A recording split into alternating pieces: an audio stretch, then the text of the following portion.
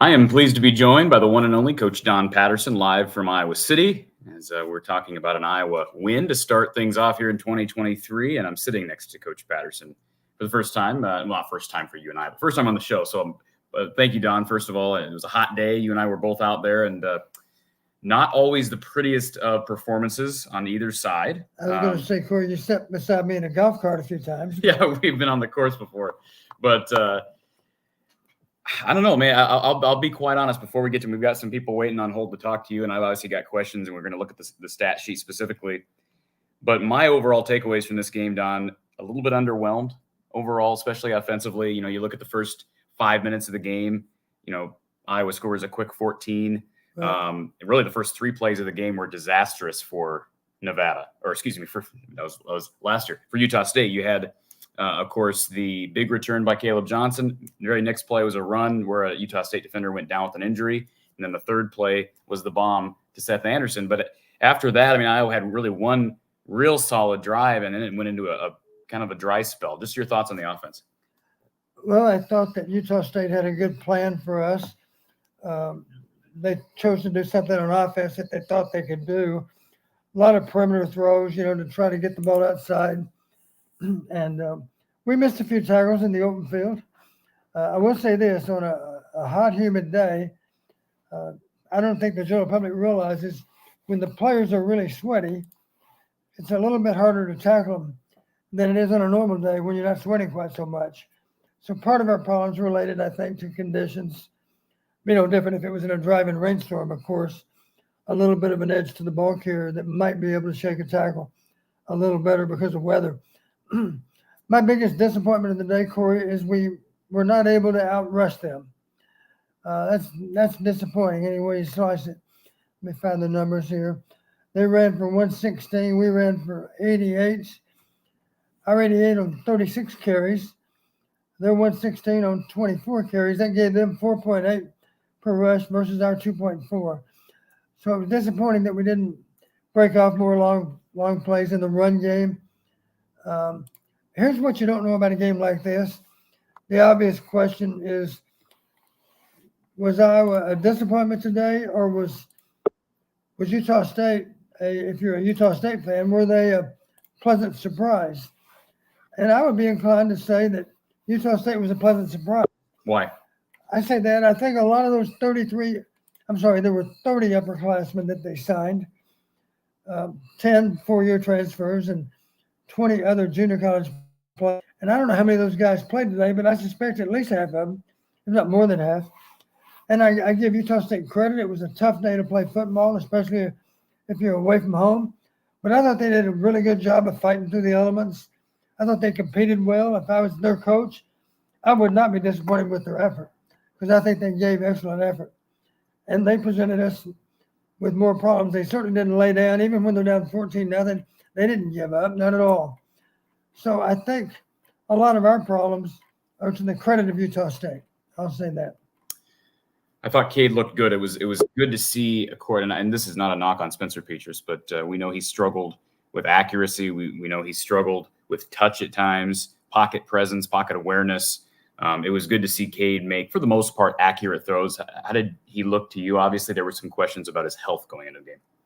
Yeah, I think when you realize he missed a couple of practice weeks, I think he certainly played okay. He had to get the rust off, I guess you could say, but I thought he did a solid job of that. Let me find their numbers here right quick. I'm looking in the wrong place. So Cade for the day was 17 of 30, $191, 2 touchdowns. Yeah, 17 for 30, but I think there were at least 2 or 3 drops, as I recall. Absolutely. One big drop, of course, was down on the goal line. That would have been a touchdown. Well, that was LaShawn. Yeah. And the ball couldn't have been thrown much better, and he had proven that he's a pretty good receiver out of the backfield, as is Jason. I think probably the weaker receiver is probably our starter, although he caught the ball okay too, I think, a time or two. And there was a drop by Luke Lachey down in the red zone on a pretty catchable ball. I thought it was a pretty good pass, maybe a little high, but that's nitpicking. Yeah. One thing that won't surprise you, we targeted the tight ends 13 times. That resulted in 10 catches for a total of 88 yards. And, of course, a beautiful catch by Luke. That was a long of 31 yards. That had to be that play. It was really a jump ball, but it was a good matchup in terms of height. And to Luke's credit, he high-pointed the ball. The ball was thrown in a position where it was very, very catchable. Luke went up and got it. That was a well-executed play by both Cade and Luke. Don, James got in here, very first comment of the day, and this was actually before the end of the game. But I just want to get your take on this. He says, O-line is terrible. Was the O-line terrible today? You know, you always hear me talking about being able to create creases in the defense. I don't think we did a great job of that. We didn't have a lot of space to run to. I think the problem can be shared with the O-line and with the backs. A good back, of course, is always going to be able to make that first guy miss. It's hard to do all the time, but if you have a great back, that's what a great back will do, is make the first guy miss. Ronnie Harmon made the first guy miss. Very few backs in college football can do that, but I don't know that we have one that can consistently make the first person miss. I don't think so. Caleb, as we were talking about earlier, it's just not his running style. He's what I would call a glider. He's not really he's not a COD guy, a change of direction guy. You know, he doesn't stick his foot in the ground and try to make a hard cut away from him. He tends to run almost effortlessly, and sometimes, of course, you'll see him run through a tackle, turn it into a long, long gainer.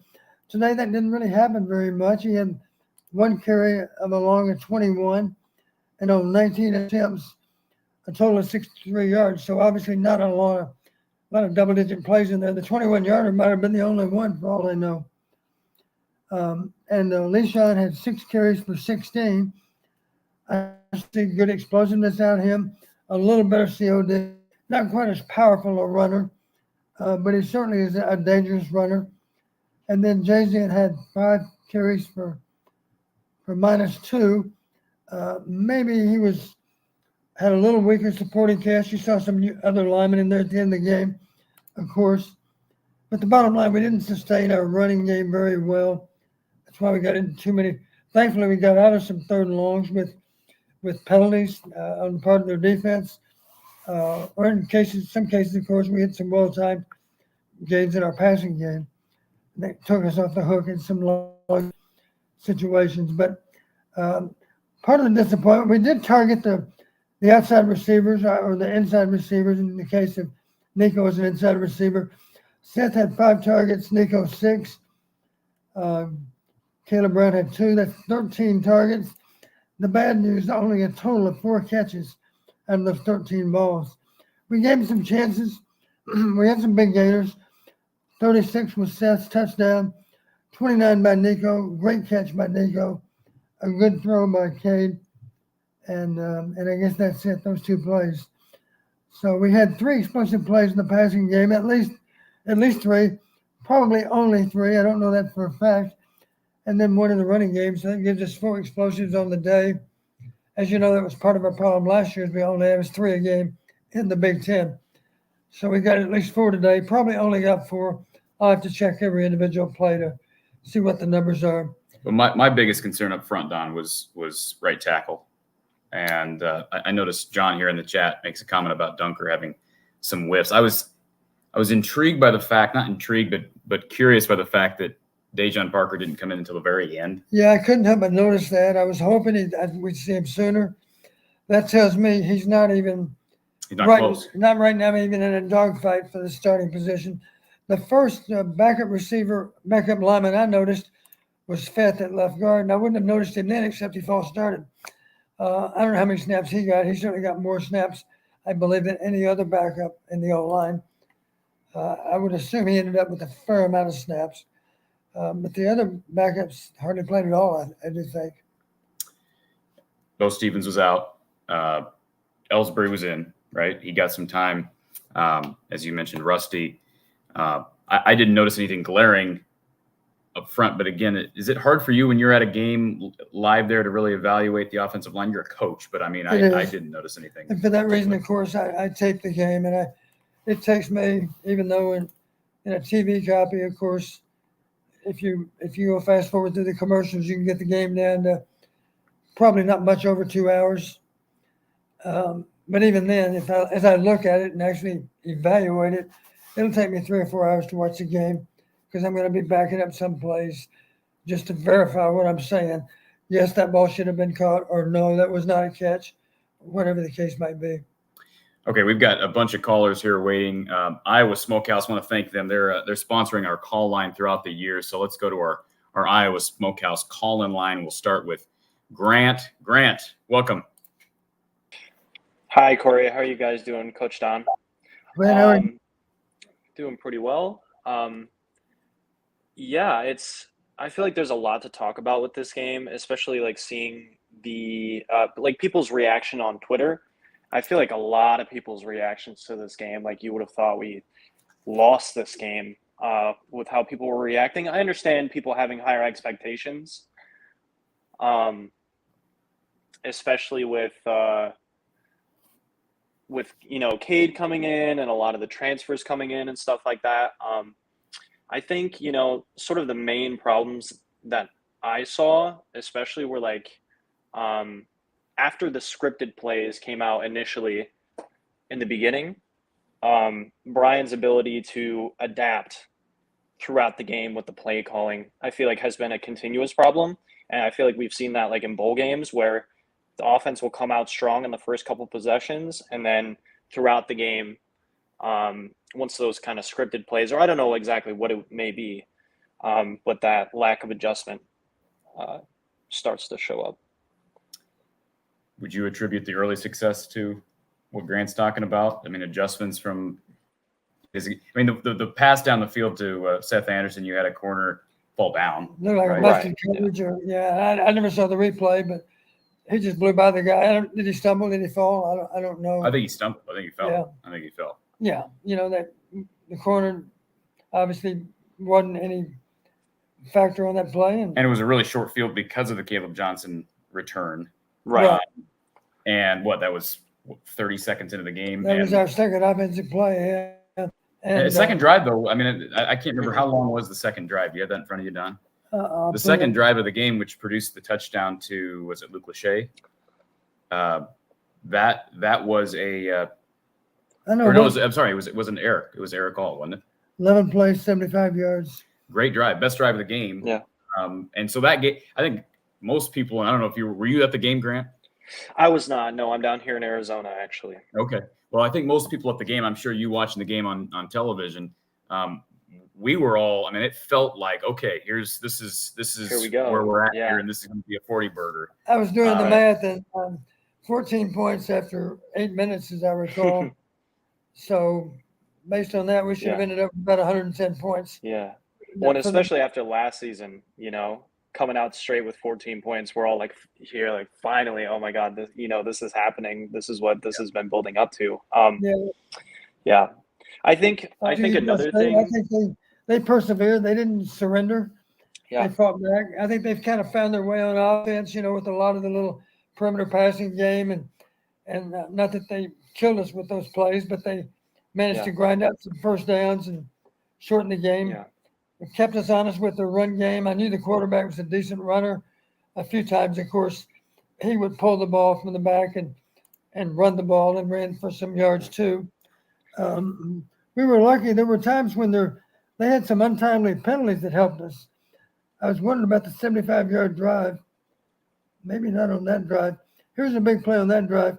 3rd and 15. We gained 18 on a short throw in the flat to Jason Patterson, and for a gain of 18. So we got off the hook on extra long. And then the rest of that drive, we didn't have, I take that back. We had 3rd and goal at the 2, ran for a yard. And then on 4th down, we threw to Eric for the touchdown. So we didn't really face a lot of critical downs. We converted them 3rd and 15. That was a big help. That drive we really earned because there were no penalties that assisted us on the part of Utah State's defense. And Grant, I'm assuming when you were watching this game early, and Vegas obviously knows what they're doing. The number I think was 22 heading into the game, maybe 22 and a half, somewhere in there. And it was 24-6 late. I just, you get it. I think we all get ahead of ourselves. You see that kind of a start, and we just, it's not sustainable. But at the same time, the conditions and it's not like it was real windy today, Don. No, it shouldn't have been a day that was difficult to throw the football down the field. Incidentally, hats off to both punters. Right. Yeah. They have an outstanding punter too. Both punters. And I think the final score is a little bit misleading as well. I think if you really take a look at it, it very easily could have been, 28-7. You have a couple dropped, potential touchdowns on that one drive, I believe. Right. Cade threw a really nice looking ball to, I think it was Nico. He just kind of dropped it right in the basket there. He just couldn't quite get his head around to catch it. And then he threw another pass to one of the running backs, I think, and it was just a little maybe too hot for him on the outside there. With that being said, Grant, and I'm not telling you you're wrong with the scores deceiving, but like Don said earlier, Utah State outgains Iowa through the air. They outgain them on the ground. That's not good. Yeah, and in the run game in particular, I know is pretty concerning. I think the O-line has improved marginally. I'm not by any means an expert. It's not an absolute disaster like it was last year, it seems. I think that also kind of leads into another point I wanted to bring up real quickly with the defense. And I don't know if you guys could speak to this at all, but at least from my perspective, watching Iowa football over the years, when the defense tends to face an air raid offense, they'll give up a bunch of yards, and they'll give up a bunch of kind of quick comeback routes for a first down, and they'll give up chunks of yards down the field. But it's kind of that typical Iowa bend but don't break defense. Well, they'll get down to the 25-yard line, and then they'll hold, and they'll have to end up kicking a field goal. And I guess for me, it's pretty frustrating to watch, and I'm kind of getting flashbacks to when they play Purdue, and they're just slinging the ball all over the field and they're driving at will, it seems like. But I don't know. It's a little frustrating, but as an Iowa fan, I feel like I'm kind of somewhat used to this when it comes to air raid kind of spread offenses. I don't know what your guys' perspective would be on that, but that's just kind of how I feel about that. Yeah, I'll remind you of this. Their only touchdown happened against our backups. Right.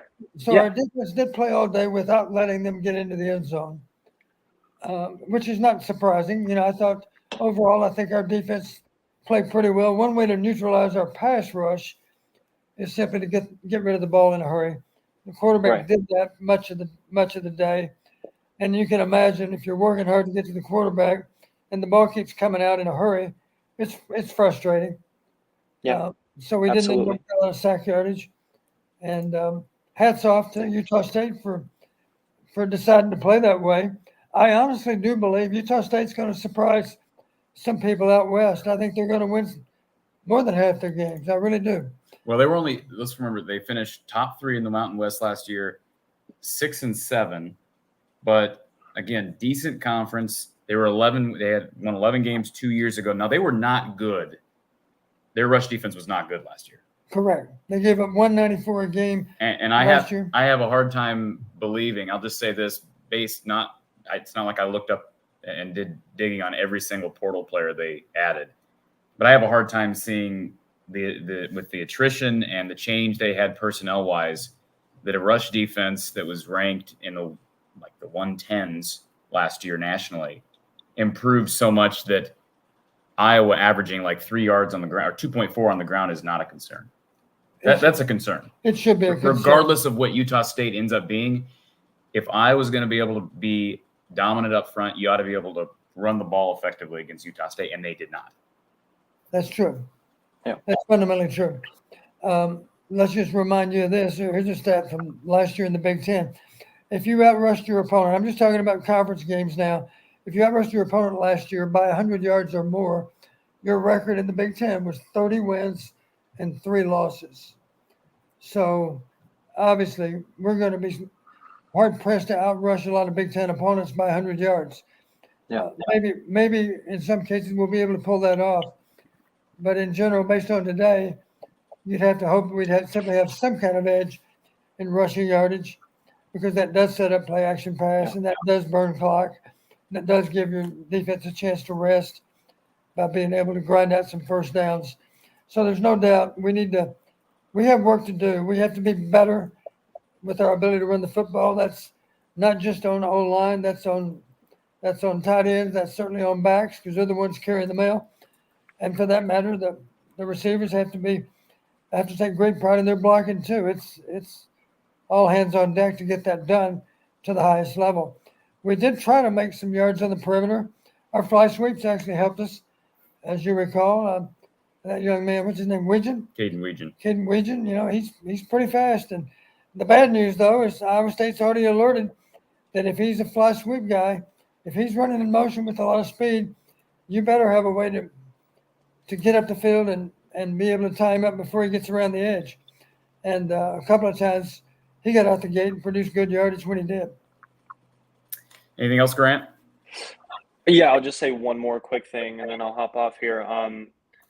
I just think, isn't it just really nice to have a quarterback who can, throw the ball well? I don't know about you guys, but I wasn't able to watch many of the spring practices or spring games, but I don't know. I just feel like I had complete confidence in Cade from the start of the game. And, I think, there are situations, there may be a couple deep balls that he missed, but I think overall I just had so much more confidence watching the offense. As frustrating as it still can be, it's just really nice to know that kind of the commander of the offense, so to speak, is a guy that I feel like you can put your trust in. And he was throwing some really nice balls out there, and it's just like, it's very refreshing to watch Cade go out there and play. And then I'll hop off and let you guys speak. Yeah. Thank you, Grant. I flashed back on Cade's game in Indianapolis against Iowa. He had a great supporting cast at Michigan, of course, but he was cool, calm, and collected against a really good defense. And the thing he did in that game, he absolutely did not get a beat. He actually contributed to the win with how he played. I didn't do anything fancy or real flashy, but he just made all the routine. That's what good quarterbacks do. They make all the routine plays. The question as it relates to Cade, And our offense this year, and Kay would be the first to say, I really wasn't tested today. The test is going to be maybe playing at Penn State and being in a tight ball game at the end and having to drive 80 yards in front of a whiteout crowd, because that's going to require a superior effort by Cade, because a lot of that's going to fall on him. And even then, of course, teammates have so much to do with it too. So the jury's still out on how Cade's going to play when he's really under the gun this year.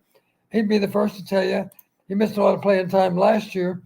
So it's going to take a little bit of time to get back in a groove that he was in 2 years ago when he was starting for Michigan every game. But I have no doubt he's a veteran quarterback. I have no doubt he can get there. And I think today was a good start toward that as a goal. We've got a laundry list of callers here who want to hop on with us, ask Don questions. We've got Tom Kakert in our queue of HawkeyeReport.com. He'll be sharing some thoughts following availability with Kirk postgame. We're going to take a quick 30-second break. We'll be right back here with more Iowa postgame with Coach Don Patterson. Imagine the Possibilities is dedicated to empowering people to reach individual achievement across the spectrum of life. We believe in creating lasting relationships, empowering people for success, and cultivating joy. Our team of passionate people work each day to serve our communities in ways that create a lasting impact. We believe in creating opportunities for people with disabilities to achieve goals, build skills, and celebrate all that's possible. If you want to learn more about us or join our exceptional team, visit us at imagineia.org. We're back here, Iowa postgame with Coach Don Patterson. Iowa defeating Utah State on this Saturday, 24-14. And we, again, have a long list of people who want to hop on here. Please be patient. We're going to get to all your calls, but we do want to get to the man of the hour, Mr. Tom Kakert, who is fresh off the Kirk Ferentz postgame press conference. Tom, good to see you, sir. And looks good like to see you, and good to see Coach. Looks like you're in some air conditioning. Let's scoot over here, Don. Okay. Other way. There we go. Let's see if we can get this one. Yeah. We'll try to make this work. I'm up in a suite. I'm actually in a suite in the press box. Okay, you're living the 5-star life. So, Tom, first of all, let's get to the important stuff. What'd they serve you today? It's actually different. It was some ham and some scrambled eggs and some fried potatoes, and wasn't bad. 11 o'clock shift, you bad. get brunch. I've always said my personal take, Tom, has always been in the press box a couple of times, and I would always rather be in the stadium. But a day like today with the heat and the sun, I do envy you a bit. So tell us, first of all, before we get to Kirk, can you just give us your overall takeaways? Because I know people do. You've been covering the game a long time. You've seen a lot of these season openers under Kirk Ferentz. Just your overall takeaways.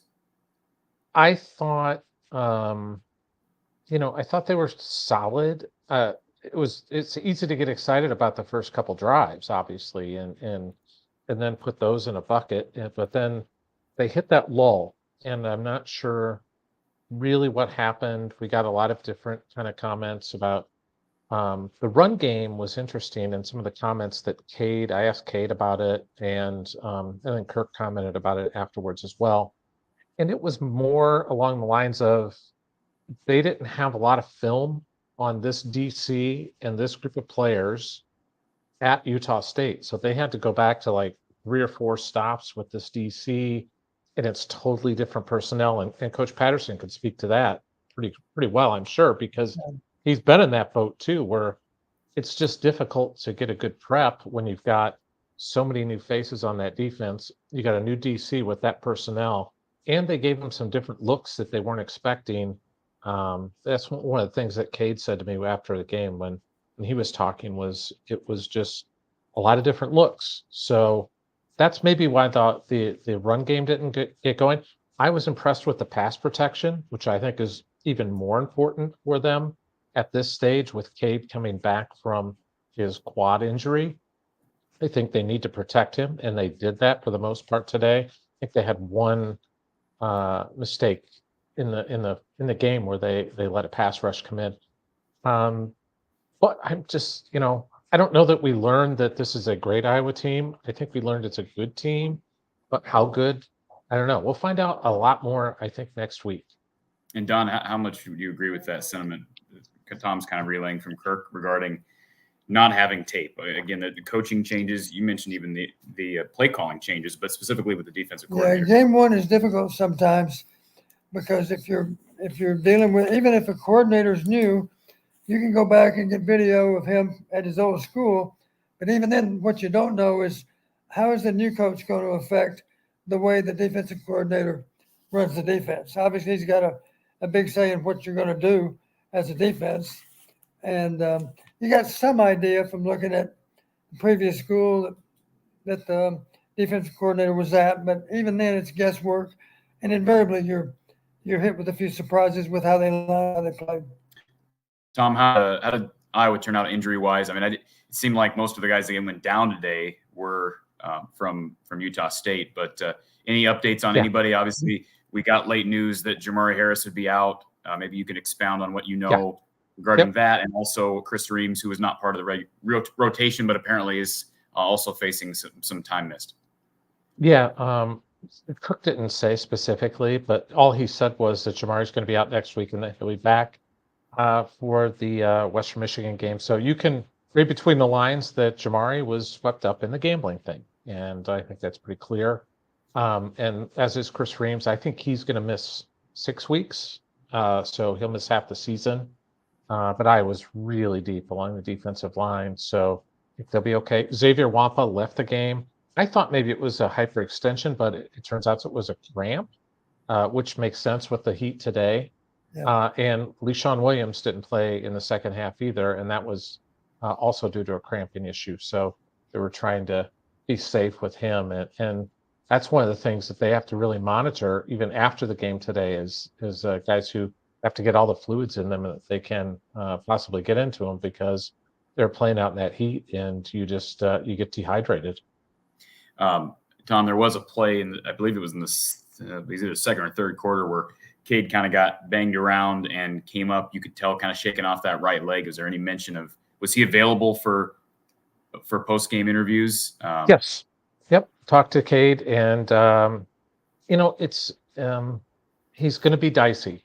It's just it's a guy who's got high tolerance for pain, and he's highly competitive. So Kirk keeps kind of comparing it to Beathard in 2015, and remember that Northwestern game in particular where CJ was out there and he was hobbled. I mean, he looked like me out there, and that's not a good thing. And he just couldn't move. So, but he made it through that game, and they had a bye week the week after that.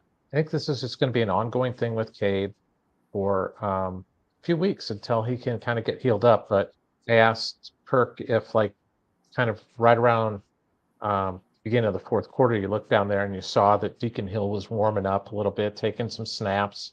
Maybe they were going to go to the bullpen at that point, and Kirk said he never got approached about making a change or insisted on making a change. So I don't think it rose to that level, but Deacon Hill had the helmet on and he was taking snaps from Logan Jones. So I knew they were getting close to perhaps changing the quarterback. Anything that surprised you at all today, Tom, from a perspective of play calling? I mean, obviously there's going to be a magnifying glass on Brian all year, as has been. Was there anything in particular? I'm one big surprise, I should say big surprise, but I was a little bit surprised that I think it's clear that the next guy after the top four receivers is Caden Weegan right now. It's not Alec Wick. Now, I don't know if Alec's healthy, but Caden was in there a lot. Ran him on some sweep action. Just any other surprises from you from the offense? Yeah, and Weegan's the fastest guy in the receiver room. So they're going to get him on those sweeps, and I think they really like him there. Kirk talked about that after the game about just liking him, and that last year when he joined the program, he never really kind of got his feet under him in the right direction, and it seems like it's happened now. So they can use more speed, so they're going to get him out there. It was interesting talking to those guys about that first pass play. Cade had a huge smile on his face when he talked about that play, just because he knew that was in the arsenal. He didn't think they would go to it that quickly in the playbook, and they did. And then when they lined up, they knew it was 6 the minute you get to the line of scrimmage, and that's probably the greatest feeling in the world for a quarterback or an offensive coordinator and a receiver, is to know when you line up that you've got the right matchup, and then it should be 6 points if you just run it correctly. And Seth Anderson did. He got the double move on him and got 6 points. And Seth joked that he didn't know why he fell down. So, yeah, it was. Hey, by the way, one other thing, I don't know if you guys noticed, the last play of the game, we did get Cooper DeJean on offense. Was he out there? He was the safety valve behind in the victory formation. Okay. So I made sure to tweet out that Cooper DeJean was on offense. Why do that? I've never seen anybody in victory formation put a defensive player on the field. You would think the guy playing center field would be another offensive player, but Cooper, obviously, they have the most faith in Cooper. If the ball somehow comes out, Cooper will track the guy down and tackle him anyway. Yeah. Okay. I guess. Okay.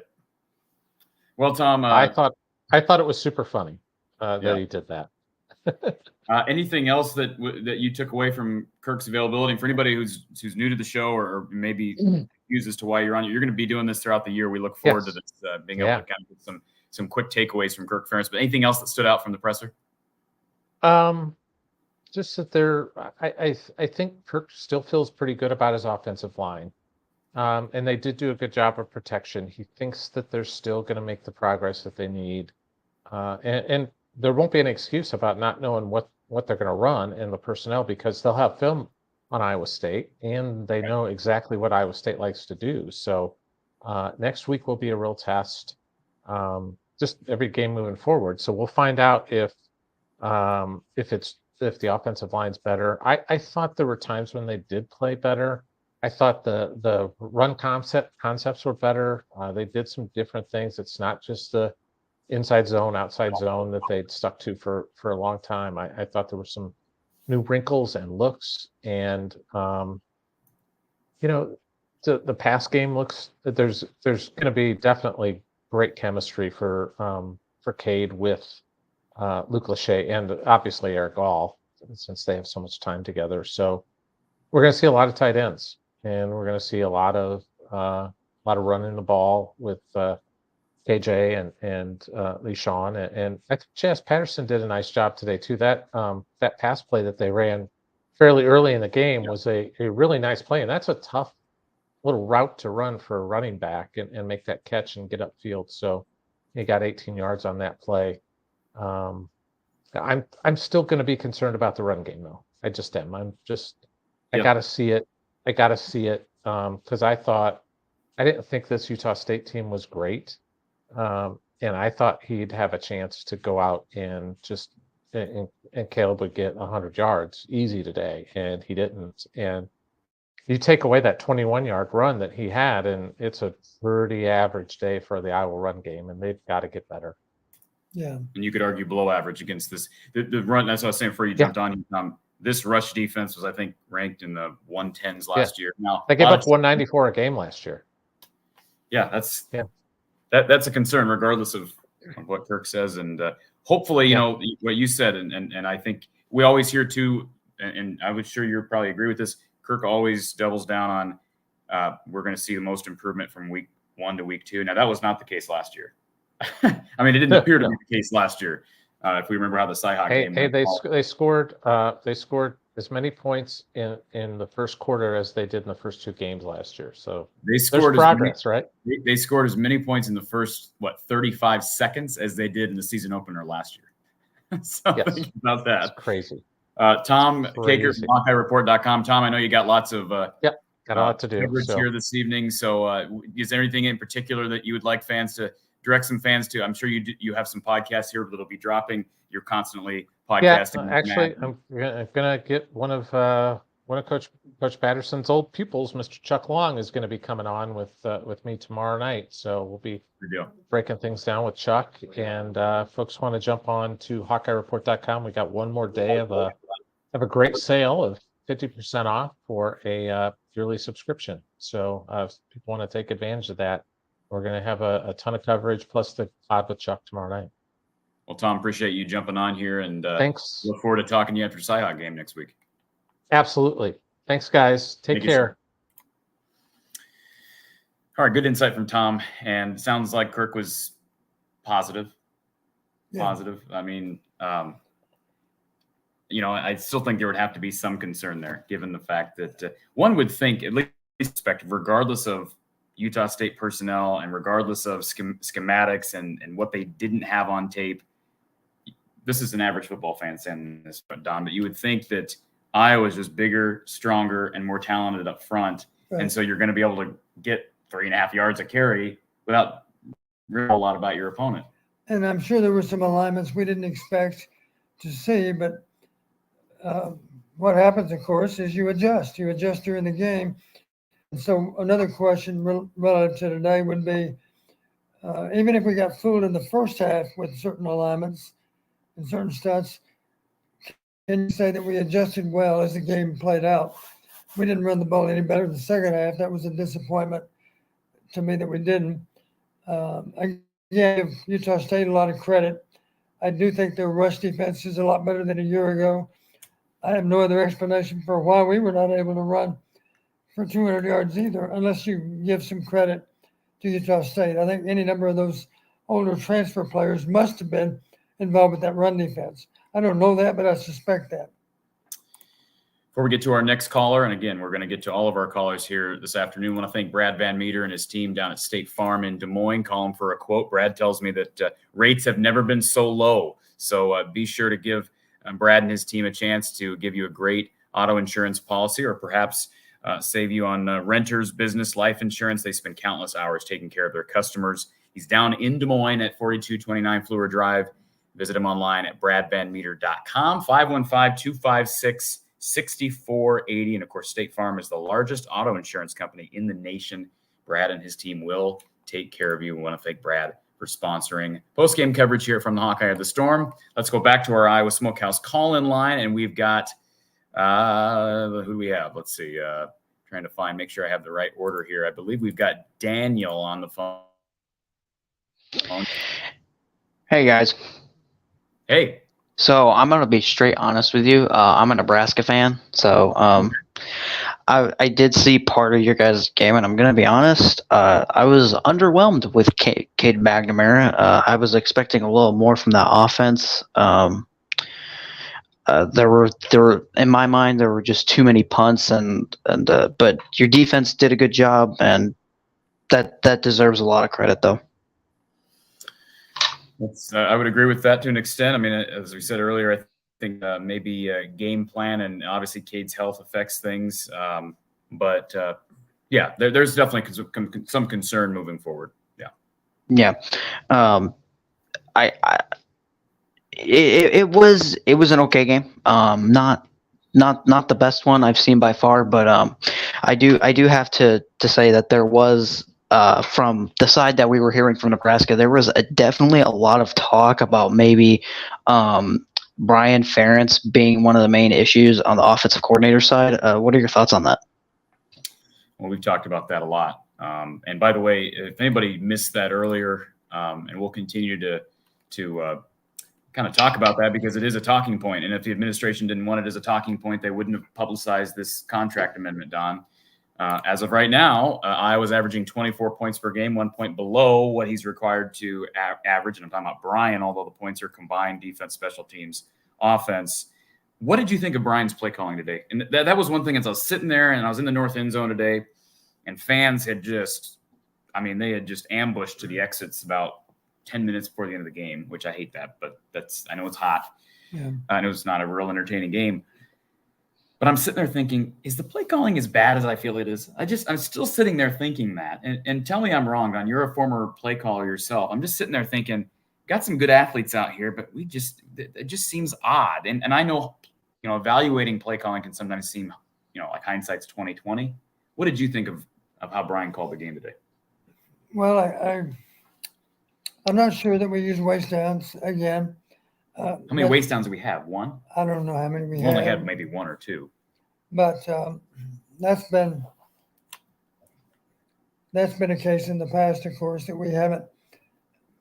The reason the fans get frustrated, it seems like at times we're not trying to make big plays. We're not trying to make explosive plays. with our play calling. We threw the ball downfield some today, and we connected on some of them. But I think one thing that I heard some people comment after the game, they used the word boring. It was a boring football game. I said that. Yeah, you said that too. You must have been listening to them, I guess. No, I said it during the game. I'm starting just to start to lose you guys. Still with us, Daniel? I'm sorry, I kind of lost you guys there for a second, but I'm not sure that the play calling was very good. But hey, it's only game one. Let's remember that it's only game one. You give him a shot. I mean, see what he's worth. That Cyhawk game is going to be big next week, and if I recall, you guys lost that game last year, and honestly, I was kind of surprised by that. And you got to keep your expectations high. I mean, it's not like you're Nebraska where you're going 3-4 wins every year. So that's very true. We could have the whole show on Nebraska, and the other night I'm sure you could contribute to that as well, Daniel. So we appreciate you calling in, and we'll see how both these teams shape up, and then we'll talk again in late November. Oh yeah, definitely. Thank you, sir. Thanks for the call. You're welcome. So back to play calling. You're kind of on a point there. I don't know how many you've heard me say before, Corey. One thing we need to have at our disposal, we need to have more variety in our offense. One thing that makes a team hard to defend is if they use a lot of plays. I know that sounds simple, and people are going to say, how many plays do you need?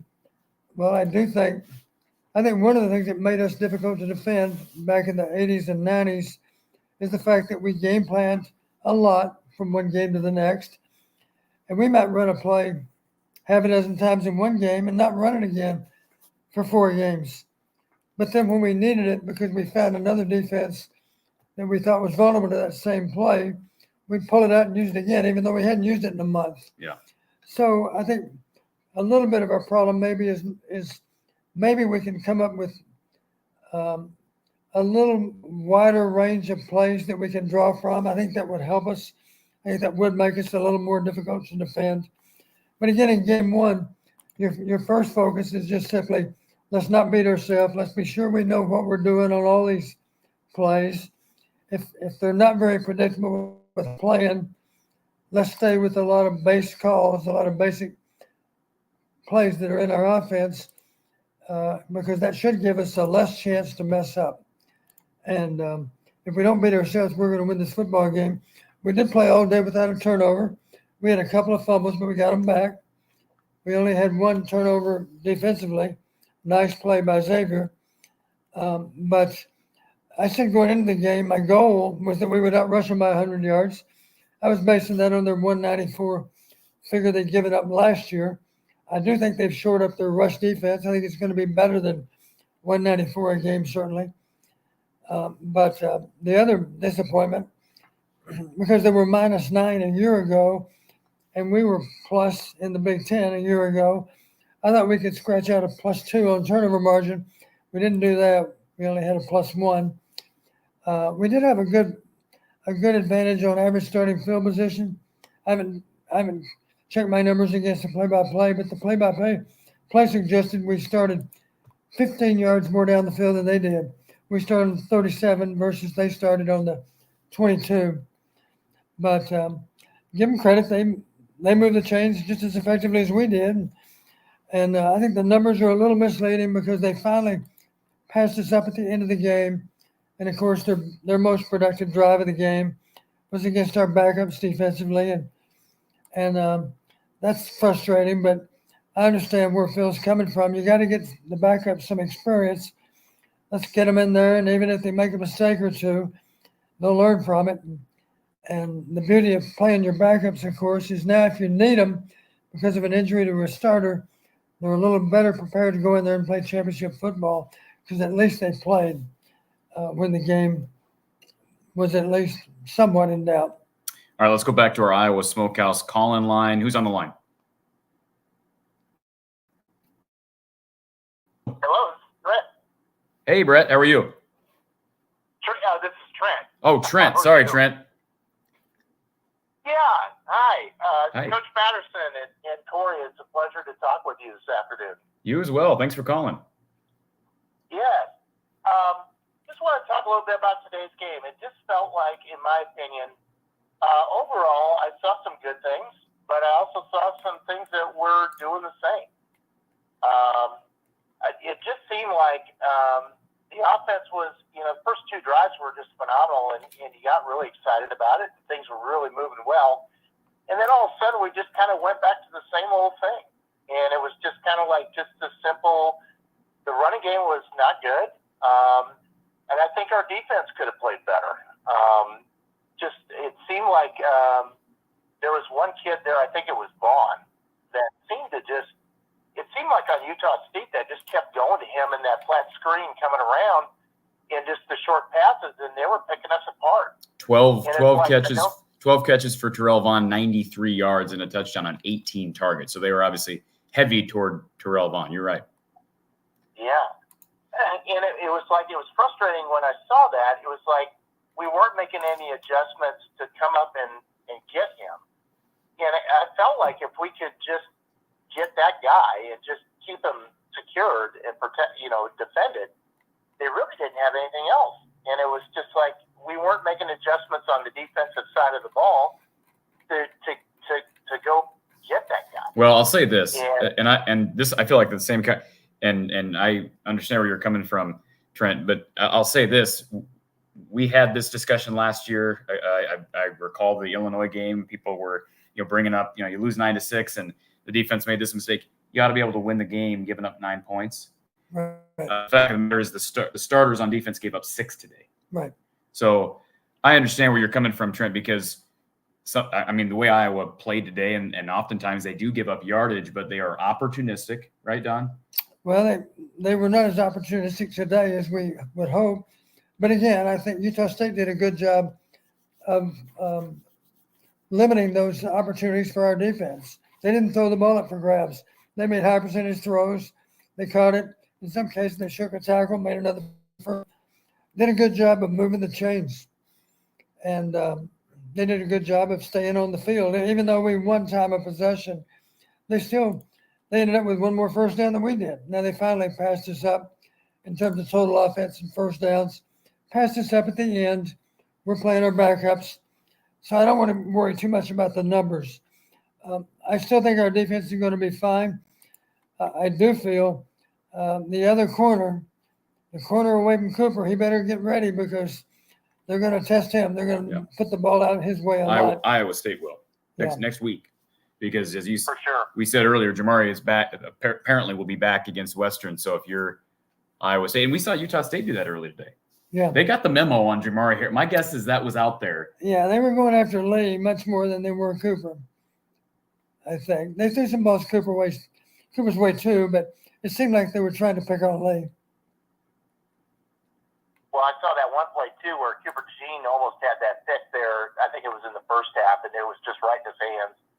And he just missed it. And I'm like, that could have been 6 the other way. Yeah. It was close. It was Absolutely. close. Trent, were you at the game today? No, I'm in Alabama. Oh, okay. Good for you. Lifelong Hawkeye fan. Been a Hawkeye fan. My dad went to school there in the 60s, graduated from Iowa. So once a Hawk, always a Hawk. So okay. That's the way it is. But I think, again, Coach Patterson, a question to you, and I know this is and for both of you, Al, actually, is this the offense the way it was? It seemed like there were some timing issues where it was like if they have another week of practice and Cade is healthy, hopefully, are those timing patterns going to be better? I'm talking about just like the screen passes and like just the timing on the deep balls and other. I think there was a time or two of where I thought the ball was a little late to be on target. There was a deep route thrown. The ball was broken up. The ball was a little late to arrive. But in Cade's defense, he had to loft the ball over an underneath defender to be able to clear that flat defender. Had to leave the ball in the air a little bit longer than he wanted to. That play was broken up. So a little more velocity would have helped there, but part of his problem, he had to loft the ball over a defender that was underneath the path of the football. Yeah, that's a tough ball to catch. I understand that too. Yeah. I mean, I get it. Yeah. But honestly, I think Cade's going to have, if he stays healthy, I really honestly believe this offense will get better with time. And I think, I know it's one game. We're all, a little bit apprehensive, a little bit whatever, but there are some positives today too to look at. And I think that's what we need to look forward to. Good way to look at it, Trent. And call in anytime. We always love to hear from Hawk fans across the country. Corey, I appreciate it. And Coach Patterson, it was an honor to talk with you. My pleasure. Thank you, sir. Yeah, I agree with everything Trent said. From a positivity perspective, I think there's reason to be optimistic. For one thing, I think they have a pretty good wideout in Seth Anderson. I mean, I know he had the one ball, but we saw some of that flash at Kids Day. Yeah. And hopefully, as Kirk has indicated, he believes Caleb is going to take some time. But once he gets going, sky's the limit for him. He's a talented guy.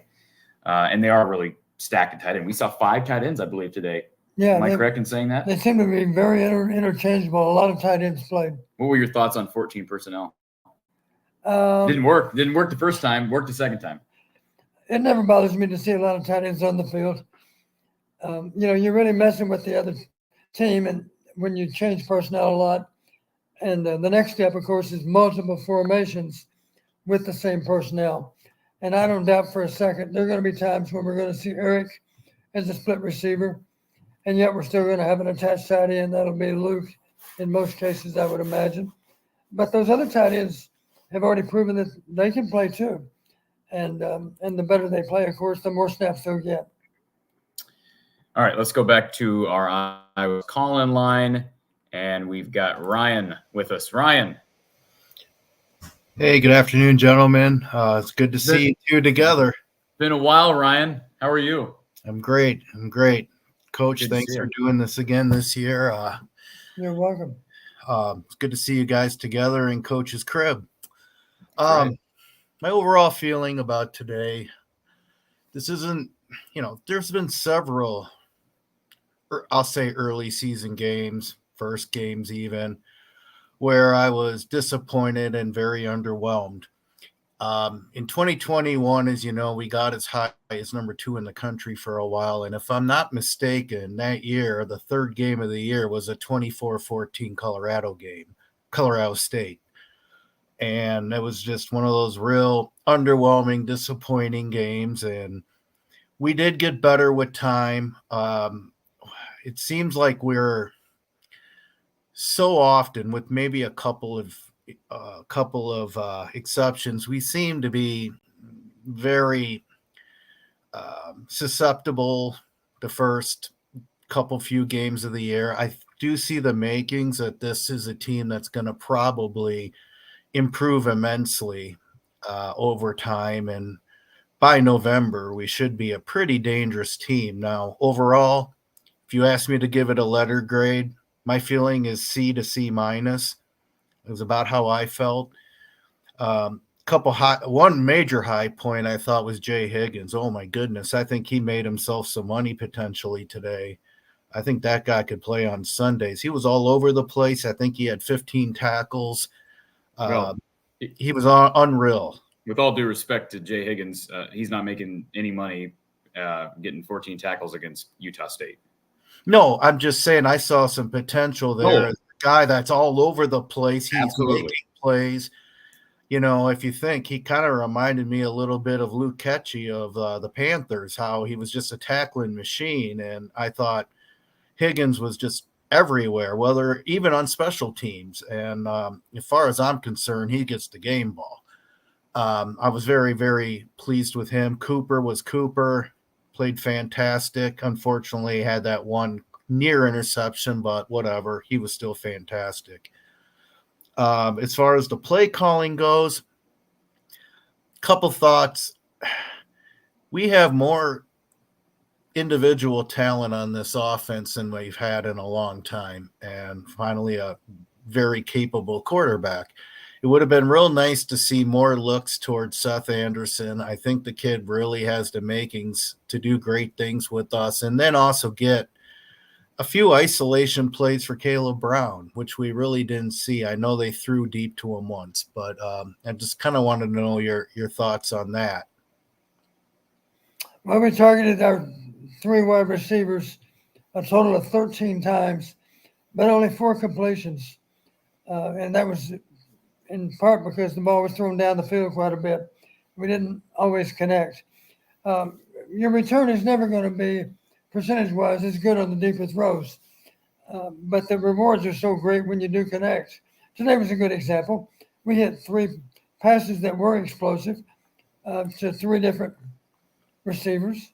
And we need more of that, and we have to recognize the matchups. A good example, Lachey was covered, but to Kate's credit, he put the ball up in a position where it was very catchable, and it was a mismatch in terms of height.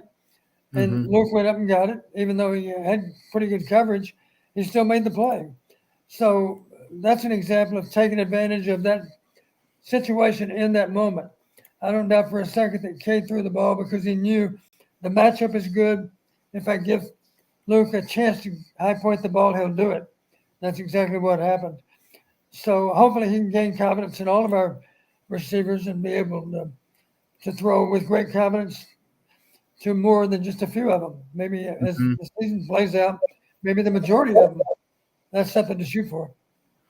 Yeah, I mean, I'd like to see more involvement besides just Lachey and Eric All. I thought Eric All looked fantastic too.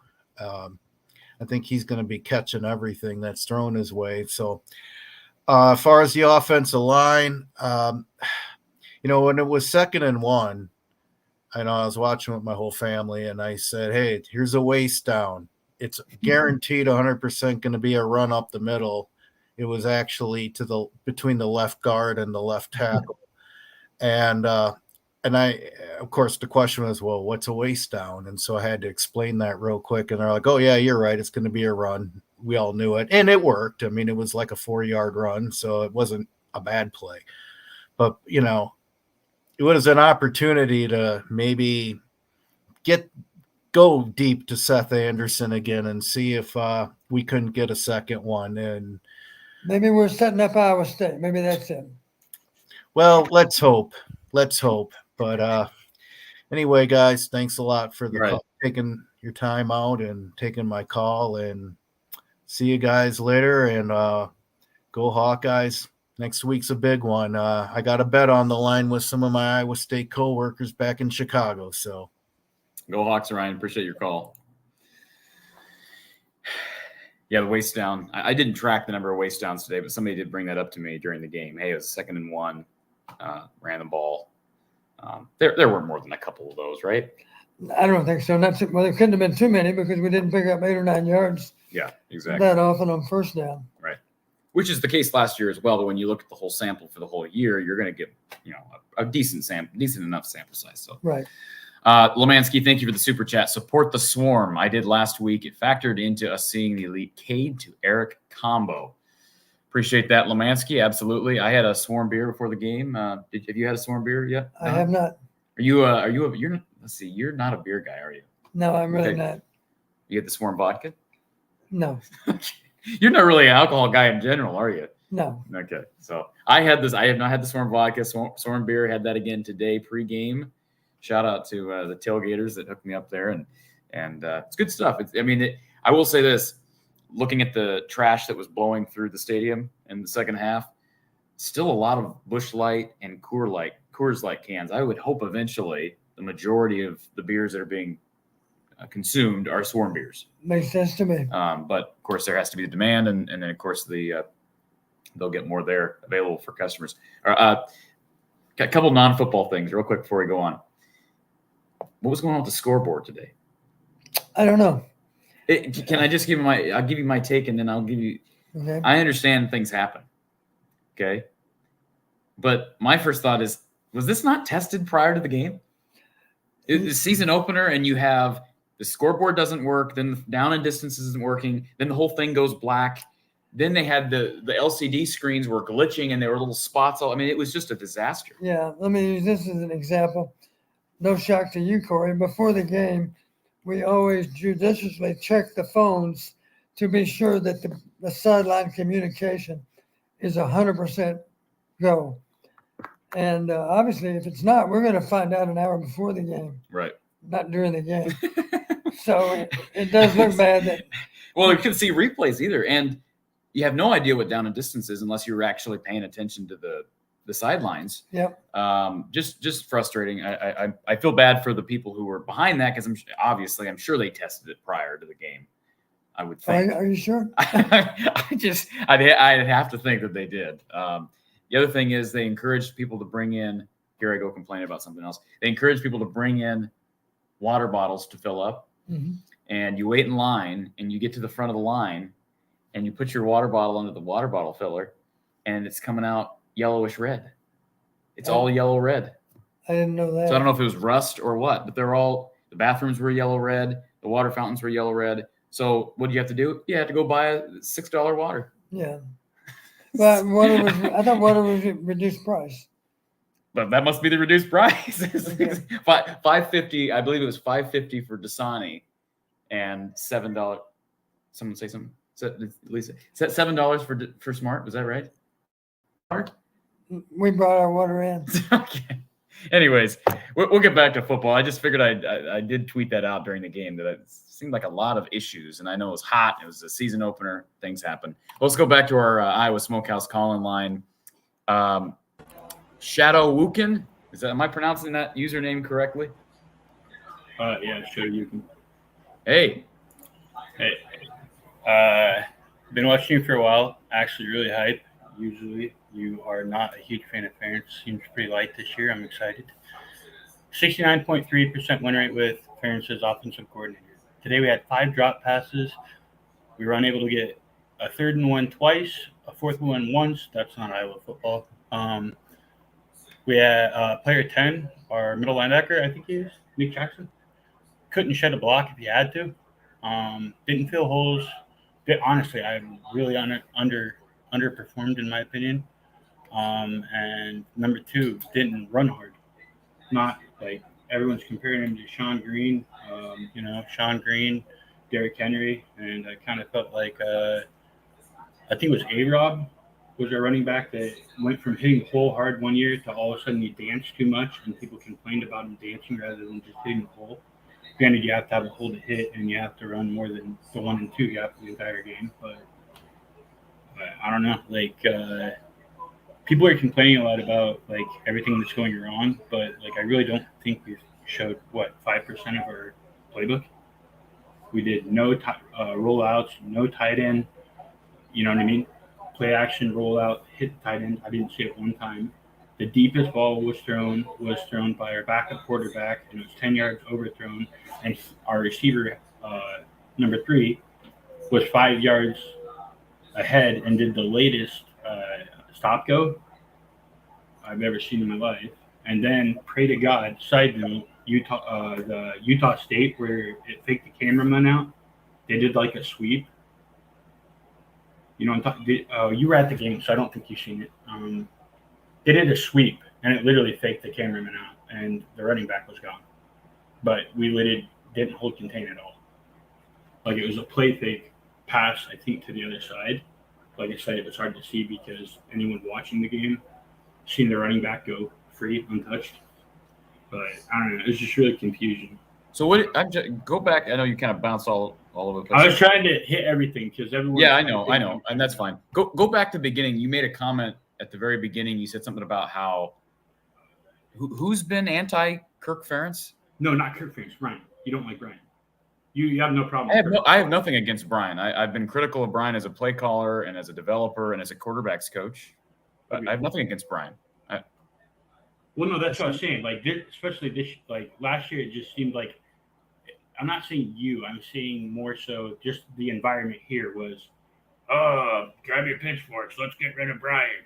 But it's like we're so close to being Nebraska.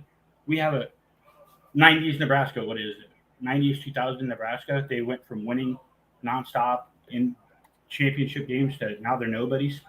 I really don't want that to be us is what I'm worried about. Okay, I understand that. You said we're so close to being Nebraska. What does that What We got a gives you- 70% win rate with Ferentz as coach. Are you talking about Offensive Kirk or Brian? Offensive coordinator. 70% win rate, 69.3. This isn't going to be turning into a Brian rip fest. I wasn't ripping Brian. It's the first game. Fans are upset because Here's what? 2 straight years of ineptitude offensively. That's why fans are upset when they see a performance against Utah State that's, they don't run the ball well. That's why. It's not one game. And the second thing is you do not evaluate an offensive coordinator based on team wins. Okay? That's like, we've given the illustrations of running a business and having different departments. If you got one department that's sucking, right, and every other department's holding that one department up, you're not going to give that guy a promotion just because the entire company's doing pretty well. Correct. Right? So, I mean, I have nothing against Brian Ferentz. I feel like I'm probably going to end up having to say that every week this year. But the fact of the matter is, fans are upset because they've seen 3 straight of, this is 2 straight years. I'll give them 2020 because 2020 they were effective on the ground. But 2 straight years of total ineptitude on the ground, through the air, almost in every category. So is that fair? I mean, you can talk what you want about wins, but I mean, the fact of the matter is the offense has been bad. Are you really going to argue that? Well, in a way, yeah. But the only way I'm arguing it is what is our turnout comparatively to every other coordinator? How many people have we had leave? Amir Smith-Marset, we had TJ, Noah, Tristan, Alaric, Tyler. Like, we are turning out pro players nonstop, whereas that wasn't a thing before. Wait a minute. We left early beforehand. Hold on a second. Amir Smith-Marset's not done anything in the league. Brandon Smith has not done anything. I never once said did anything in the league. I'm saying left Iowa early. He was doing big things for Iowa. He was a key part of our offense. We need to address why we're losing players. Yeah, why did Charlie Jones? Why did Charlie Jones go to Purdue? Charlie Jones went to Purdue because he had a connection with the quarterback and knew he'd get the ball. What do you mean? Yeah, that's why we're going to lose Caleb Brown. We're going to lose Caleb Brown. It's the same thing. He just got here. Yeah, he just got here and literally was used as a decoy and a run blocker when he was open every time. He was literally 5 yards open. Watch the game back. No one threw. We didn't throw deep at all. We didn't take the top off the defense at all, and he's fast. So are you upset with Brian or are you not upset with Brian? I'm not. I don't know what I am. Honestly, that's how bad it is. Like I expected so much from this team, and it's just like I really feel like I'm praying to God we're getting sandbagged. They're afraid to. Not afraid. They just don't want to show too much. We really didn't do anything. Literally, we ran 1 gap, 2 gap, didn't run sweeps, didn't do anything that is Iowa football. Passed for the first 6 plays, I think it was. Am I wrong? We'll find out next week because they're going up against, even though Iowa State wasn't good last year, they're going up against a Power 5 team, rivalry game on the road. We'll know a lot more about this team, and there's not going to be anybody that's going to be able to say, well, Iowa's playing the cards close to the vest. You can't do that against Iowa State. Not in the Cy-Hawk series, Don. Yeah, there's no reason to overreact in game 1. Well, they had the element of surprise. I don't doubt for a second they gave us some alignments we hadn't worked against, which caused us some problems. So we got to look at the big picture here. We got to learn from our mistakes, correct those mistakes, and obviously we got to be more efficient with how we run the football next week because we weren't that efficient today. Well, the other thing I was going to say is everyone's talking about the yardage and stuff. We gave up 120 yards in the last 8 minutes with our second team defense. Can we talk about that? Yeah, we did talk about it. I mentioned the only points we gave up were when our backups were playing defense. Yeah, but even then too. Another thing. That team gave up 30 plus sacks last year. How many times did we sack them? Once. Crazy, right? Am I wrong? I don't even know. I've looked at the sack numbers. Number 5 defense, 1 sack against who? That's scary to me. I honestly don't think. I think our corners played well. They threw the ball 45 times. Didn't really do anything. Well, they get the ball out really fast. So let's make that clear. That offense gets the ball. Legis or Lagos, whatever, he gets the ball out of the pocket really fast. Smart on their part. Yes, I think that's more a result of game planning on their part. And Joe Evans was in the backfield a lot today, but it's hard to get home when it's step drop. Short, yeah. So, yeah, no, well, like for me, it was the linebackers. I'm scared. And also, did you guys notice we were only running 2? It was a lot of cash. Ran a lot of cash today. Yeah, a lot of Castro on the field. Are we just not confident in our third? I don't know. That's a good question. It's just out into personnel. If you're looking at spread well, offense, spread. you're going to Better for spread. Yeah, good call. Yeah, it'll be interesting because did you see Kyler Fisher at all today? I noticed I him think on once. special things. Yeah, special. Yeah. So we'll see. We'll see, sir. And I understand where you're coming from. And believe me, there's no firing. There's nobody here, me, calling for a firing of anybody after game 1. Believe me, that's just. I just don't want to be Nebraska, Like they were really good for a long that. time, and now they're off the face of the earth. But there is pressure on Brian. There's not pressure on No Phil. doubt, 100%. Not pressure on Phil. What do you think? That would be the last thing. Why didn't we kick the field goal? It's your son. Why didn't we kick the field goal? We got the ball with 30 on the 30-yard line, 3 seconds left. Why not just kick the field goal and get it done with? Why make it a thing? At the end? Yeah, why? You realize how bad of a PR look that would be if they kicked a field goal? That's what I'm saying. But I'm wanting you to say it so that every Iowa fan will stop. They don't understand an honorable coach and not running the score up and how bad it look. Well, yeah, you there's no way you could do that and not Fans have that would have kind of been PR fans would have disaster. been offended if we would have kicked a field goal. Agreed. That would have It's been just the that least everyone's sports center. trolling about how he didn't get his 25 points. We could have got it. It was there. We just chose not to. Like, it was there. No, I appreciate the call, sir, and a lot of your points ring true. Thank you for the call. Yeah, I mean, I didn't even think about that at the end. I walked out. If we would have kicked a field goal, I would have been disappointed and surprised. Yeah, kicked a field. Can you imagine? I would have driven down here for the press conference Tuesday because that would be insane. I just that was not going to happen this evening or this morning. Okay, let's get back to our Iowa Smokehouse call-in line. We've got a caller on hold. Thank you for calling Iowa Postgame with Coach Don Patterson. Who's on the line? Bronco, how you doing? Good. Well, the last time we talked, I was telling you I was going to try not to be so critical of Brian Ferentz every time I call, but it's tough. He's not making it easy for me, I'll tell you. I thought, just looking at the game, I disagree with a few things, by the way, that last caller talked about. I thought the defense was solid, and they're breaking a lot of new guys in, and at the end of the day, when you look at them, we've always been a defense where I feel like the other team moves the ball fairly well between the 30s. So didn't really feel like that spooked me too much. But offensively, I just thought everything felt just a little bit unimaginative. Would you agree? Unimaginative or playing your cards close to the vest, Don? I feel like we say that every year, and it ends up just being that's an excuse. I don't think are we really do offensive coordinators go into games saying, "Well, we're gonna just play vanilla out here because it's boring today." You heard me comment that if you don't know for sure what alignments you're going to face, the tendency then is to go with more all-purpose plays. These are the plays we're confident that we're not going to mess up, that have a chance regardless of how the defense might align. You saw some of that today. We weren't sure what we might see in terms of alignment, so we went with some more base plays, and I think some of them had good success, and others maybe not so much. But it's still blind. Don, I'm sorry, I don't want to interrupt you. Go ahead. I was going to say it still gets down to, you've heard me talk about creating creases in the defense. It still gets down to there's a little element of brute force and ignorance, if you will, as we say. You gotta somehow find a way to move a guy that doesn't want to be moved, and you got to strain to move just a little bit more, which will create a little larger crease, which will give our guy a chance to get through the line. It's really a game of inches in that regard, and that's what you're straining to do, is to create seams in a defense so you can get your ball carriers into the open field.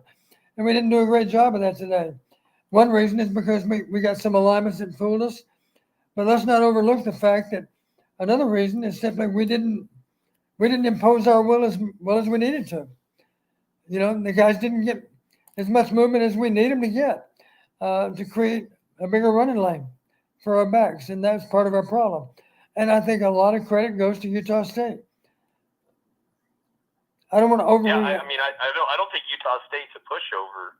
I think when I watched the game today, the thing that's weird, that's hard for me to quantify, but Corey, I think you mentioned it earlier, is it just felt like a weird rhythm to the play calling. It didn't feel like it's like we came out really strong out of the gates, obviously, those first two drives. But after that, everything felt like a little disjointed. It just felt, it got more concerning, to be honest, as the game went on, just because you're feeling so good at the beginning. You know, you have weapons you didn't have last year. And then you think that there would be in-game adjustments if we're not having success that would then lead to success. And that feels like a common theme that repeats. Well, the only thing I can say regarding what you just said about the two drives to start the game, I know you know this, Bronco, but as a reminder, that first drive was one play. So, one play, they had one good drive. I shouldn't say that. They had one complete, 72 play, 10 plays, 75 yards. Great drive. And converted a fourth there at the end. They did have a third drive. I believe the third drive down the field was fourth down and 1. They were converted to 3rd and 15 on that 75-yard drive too. Right. Yeah. So there were good moments there. I thought the first quarter was, for the most part, solid offensively. And I understand to a point. I would guess, Don, if you hit Utah State for a big play on that first play from scrimmage, or second play from scrimmage. I'm sorry, it was actually a 2-play drive. My mistake. Mm-hmm. Second play from scrimmage. That's going to put you back on your heels a little bit. Right? I mean, that's to be able to hit a team right out of the gun like that had to have affected them negatively. And once they settled in, and I liked the game plan. I think Blake Anderson is just a really good coach. And I will see what they do moving forward in that conference. But I agree with you. I was more impressed with Utah State than I expected to be. I'm just happy that Iowa was able to get a couple of quick scores on the board early, because the last thing we needed was this game to be 14-9 in the fourth quarter, right. And then we're sweating. It was still a routine win, any way you slice it. It was not a one-score game. They had no chance to win the game at the end. That gave us a chance to put in our backup defense. They did give up a touchdown, but at least they gained some experience today, and that'll put them in better position to play if we need them to replace the starter.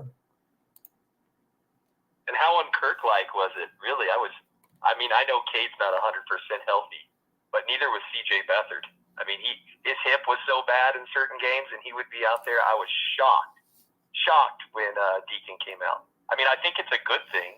Don't get me wrong. I kind of laughed to myself thinking, well, now that your son has this, his back's up against the wall trying to hit this ridiculously low point mark, now you're going to pull your quarterback and put your backup in after all these years. But I just don't ever really remember him doing much of that. Not that he's never done it, but just rarely. Right? Well, they were up 8. They were up 3 scores. Yeah. I mean, yeah, I'm not saying it's a bad thing. I mean, I heard you talk earlier this week when you were saying, like, you would hope he would get Cade out of the game. Yeah. Me too. But I spent all last season, hoping that they would give somebody else a series, and then I don't want to relive that whole thing with them finally giving Alex a series. Part Ohio State. Not to defend them, like perfect example of that, Bronco, was Nevada last year. And that was a game I was at. And they were playing until 2:30 in the morning. It's 27-0, and Spencer Petras is taking snaps. We never played the backup quarterback. Now, in Kirk's defense and in the coaching staff's defense, maybe their mindset was, we don't have much confidence in Spencer. We need to develop. We need to get him in here and allow him to develop as much confidence. I'll give them the benefit of the doubt that was the mindset. They don't have to do that with Cade because he's as confident as they come. Right. They know what they have with him. So maybe that's an explanation, Bronco. But you're right. I was a little hesitant when I heard people say, well, if you get up 14 in the third, pull your guy. Kirk's not going to do that. But that 3-score cushion, I think, was a safe number, especially 18, not 17. Right. Deacon we haven't talked about Deacon Hill. He was less than effective. They moved the ball. Incidentally, we did run a naked with Deacon. He threw it behind the tight end. It ended up incomplete. He threw the ball deep once too, as I recall. And it's his first snaps. I get that. Yeah. But at least he got his feet wet. Yeah. Anything else, Bronco? I'll close with just saying, I'll close with saying I live out in Mountain West country. and I watch a lot of Mountain West football, and I not think that there is a gigantic gap between, we'll call Iowa either the upper or the middle tier or the lower or the top tier of the conference right now. I don't think that there should be a 45-point gap between a program like Utah State, who is not a doormat in the Mountain West. You look at the better programs there. Boise State is competitive. Play a lot of games out here, and Fresno State can play the big boys and be somewhat competitive. Air Force, you could throw them in there as well. So I don't know that people in the middle of the country watch a lot of Mountain West football, but if they do, I think that they would see that it's not Big Ten football, but it's not the bottom of the barrel either. And Fresno State did beat Purdue today, and that's a testament to that. San Jose State battled USC in week 0. Right. And I knew it was like 30-point deficit, but they scored points on USC. Right. It was supposed to be a top 10 USC program. So you're right. I mean, that's a conference that can play. Oregon State plays San Jose State tomorrow, so it'll be interesting to see how San Jose State plays week 1. But all good stuff, Bronco, and forward to hearing you moving forward. All right, sounds good. Talk to you later. Thank you, sir. All right. Appreciate all the phone calls, and we've got, let's see if we can maybe get something moving here. Maybe not. Okay, there we go. Perfect.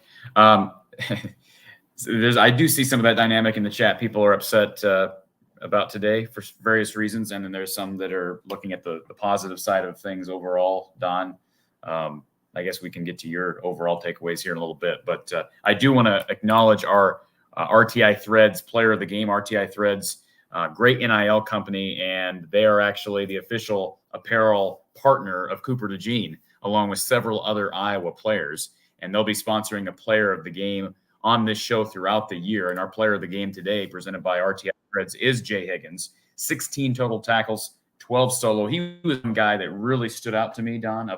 Even defensively, there was not anybody else. I thought Joe Evans was effective. He didn't get any sacks, obviously, because of how they played. Yeah. Yes, couldn't get home if quick enough. But Jay Higgins just always seemed to be in the right place at the right time, which seems so familiar to us because we've seen some great ones like Josie Jewell and Jack Campbell. So far, one game in his starting career, he looked the part. He did. He also had a pass broken up. And I don't know how many missed tackles he had, but there certainly were not many. Obviously, if you make 16, you're doing a lot of things right. Absolutely. And ironically enough, RTI Threads, they carry Cooper DeJean's apparel line. You can click on the link in the description of this video if you want to check out his awesome merch. But I asked Cooper DeJean in a preseason interview, hey, who's the one guy who's improved the most in the offseason? And he said Jay Higgins. Mm-hmm. So based on 1 week, I think Cooper was probably right. Let's get to our next caller here on Iowa Smokehouse call-in line. Kyle, welcome to the show. Hey, guys. How are you? Good. It's good to be back with football season. Absolutely. One side question for you, Corey. You've never alluded to this, and I'm totally comfortable if you don't want to answer. What is your day job? My day job? Yeah. That's a complicated question, Kyle. Oh. So my wife and I, we operate a county news site in Story County, and we also own another small business. So we're kind of small town entrepreneurs, if you will. That's cool. My question is probably mostly for Don, but appreciate you jumping in if you felt like you wanted to, Corey. There were like 36 first downs today that were converted, and I was thinking about Don's comment last week when I think it was the preview one when he talked about clock not stopping and that could affect records and whatnot. And so I tried to pay attention to how much time, between plays and whatnot, even with the upbeat that Utah State had, it felt like even when they went really, really fast after first downs or really after most plays, they did not get the playoff until 10 or 15 seconds most of the time. And, previously when they do the first down stoppage, when they marked it, it'd be 25 seconds. Whereas today, now with the new rule change, it's, right away, it's 40 seconds. So I don't think it's like 15 seconds every single play, but I don't think that would be unreasonable. So my point is 36 first downs at like 10 seconds of play is like 360 seconds. So that's like 6 minutes. And so my question is, do you think that's advantageous for the Hawks, Don, just because of the style of play they play? You know, that there's going to be less time, less plays, especially with the way the game's changed. A lot of coaches want more plays, means bigger opportunities for bigger plays. And that's not exactly how the Hawks do it. They do ball control, and sort of feels like maybe they'd have some ball control with just the rule changes now, or at least less time. Yeah, that's a good question. I think I'll give you an example. We were getting ready to play LSU when I was at Western Illinois, and I explained to the offense, we're going to snap the ball with just 1 or 2 seconds on the clock because we want this game to be as short as possible, because the best chance we have to upset LSU is for the game to not last as long as it typically does. Hope that makes sense to you. I can use this analogy. The best chance you have to make a lot of money at the casino, if you want to talk gambling, is to go in and make a big bet or two and hopefully win and get out. Because if you play long enough, the house is going to win, right? Yeah. Same way in football. If the game lasts long enough, the odds swing to the better team. So you have a better chance of pulling off an upset if the game's actually shorter. So in that regard, if we're playing a team that we should beat, then I hate that the game's been shortened. The best chance that Rutgers or Northwestern has to upset us is for a few plays to go against us, a turnover, a big play on their part, and for the game to not last very long. Because the longer the game lasts, the more often the better team will prevail. Hope that makes sense to you. So do you think then that it might be reasonable to say that, you know, against teams that you might consider the Hawks to be an underdog, or just better overall, or especially the teams that really want to maximize number of plays per game, that this might help the Hawks, whereas against those teams that the Hawks should beat, that it could potentially keep the poorer team in the game against the Hawks? So maybe it's not just a definite advantage for the Hawks all the time with their play style, but it could be based on their opponent. Am I hearing you right? Today you really didn't see it. And you know the new rule, of course, a made first down, the clock does not stop unless it's the last 2 minutes of either half. Here's what happened today. We had so many injury timeouts that the game got extended from a length standpoint. We got more snaps in than what you would, not to mention they were playing hurry up some of the time. But that's one reason that we had 36 first downs, is the game lasted longer than a lot of games are going to last this fall. Some of these games this fall are clearly going to get shorter. I would be willing to bet. I saw one article that said the average game will be shorter by 7 or 8 plays. And they were saying the average game has 180 plays. But to get to 180 plays, you have to talk about every kicking down in the game, to include a PAT or a field goal, kickoffs, punts, of course, all those plays. Those are not scrimmage plays involving offense versus defense, but they are part of the game, clearly. But if there's 180 plays to include kicking in those games, this new rule is going to shorten it by a lot more than 7 or 8 plays, I can promise you. I think it'll be more like 20 plays. Yep. Well, it'll just be an interesting thing to keep our eyes on, you know? Yeah, another way to look at it, if a normal game you have 12 possessions, I promise you with the new timing rules, you're more likely to have 11 than you were a year ago, or maybe even 10. Depends on who you're playing, depends on how they chew up clock, but that's what you're going to see. The teams that run the ball really well are going to really be able to shorten the game because the clock's not going to stop on those made first downs. Yeah. All right. That's helpful. Thanks, guys. Appreciate your time. Appreciate it. Always appreciate Kyle. I know he's called in before, and he takes kind of an analytical approach to this as well. Yep. And I did think a couple comments in the chat that I wanted to get to. First of all, Super D. Rollison, thank you for this, ma'am or sir. Nice to see you guys together at Don's Place. Win 24 points, a little less unpredictable than last year, with lots of room for improvement on both sides of the ball. Let's go Hawks. And I doubled down on my stance. I just have a hard time being concerned about the defense. And I'm actually surprised at some of the criticism. I was at the game. There's a lot of criticism in the chat about Nick Jackson. Did you think he was bad today? You know, again, it's hard to know during the game. Yeah. I'll have to go back and look at it, but I will admit he didn't show up in the stats like you would expect an inside linebacker to do. Obviously Higgins had a really productive day. Let's see what Nick ends up with. 5 total tackles, 1 solo, 4 assists. I can't recall seeing number 10 miss a bunch of tackles. Right. Maybe he simply got blocked. Maybe you could argue that he's got to do a better job at defeating blocks. That may be true. I don't know because I haven't studied the game yet. But we'll find out, and we'll know it. We'll know by this time tomorrow. I'll say that.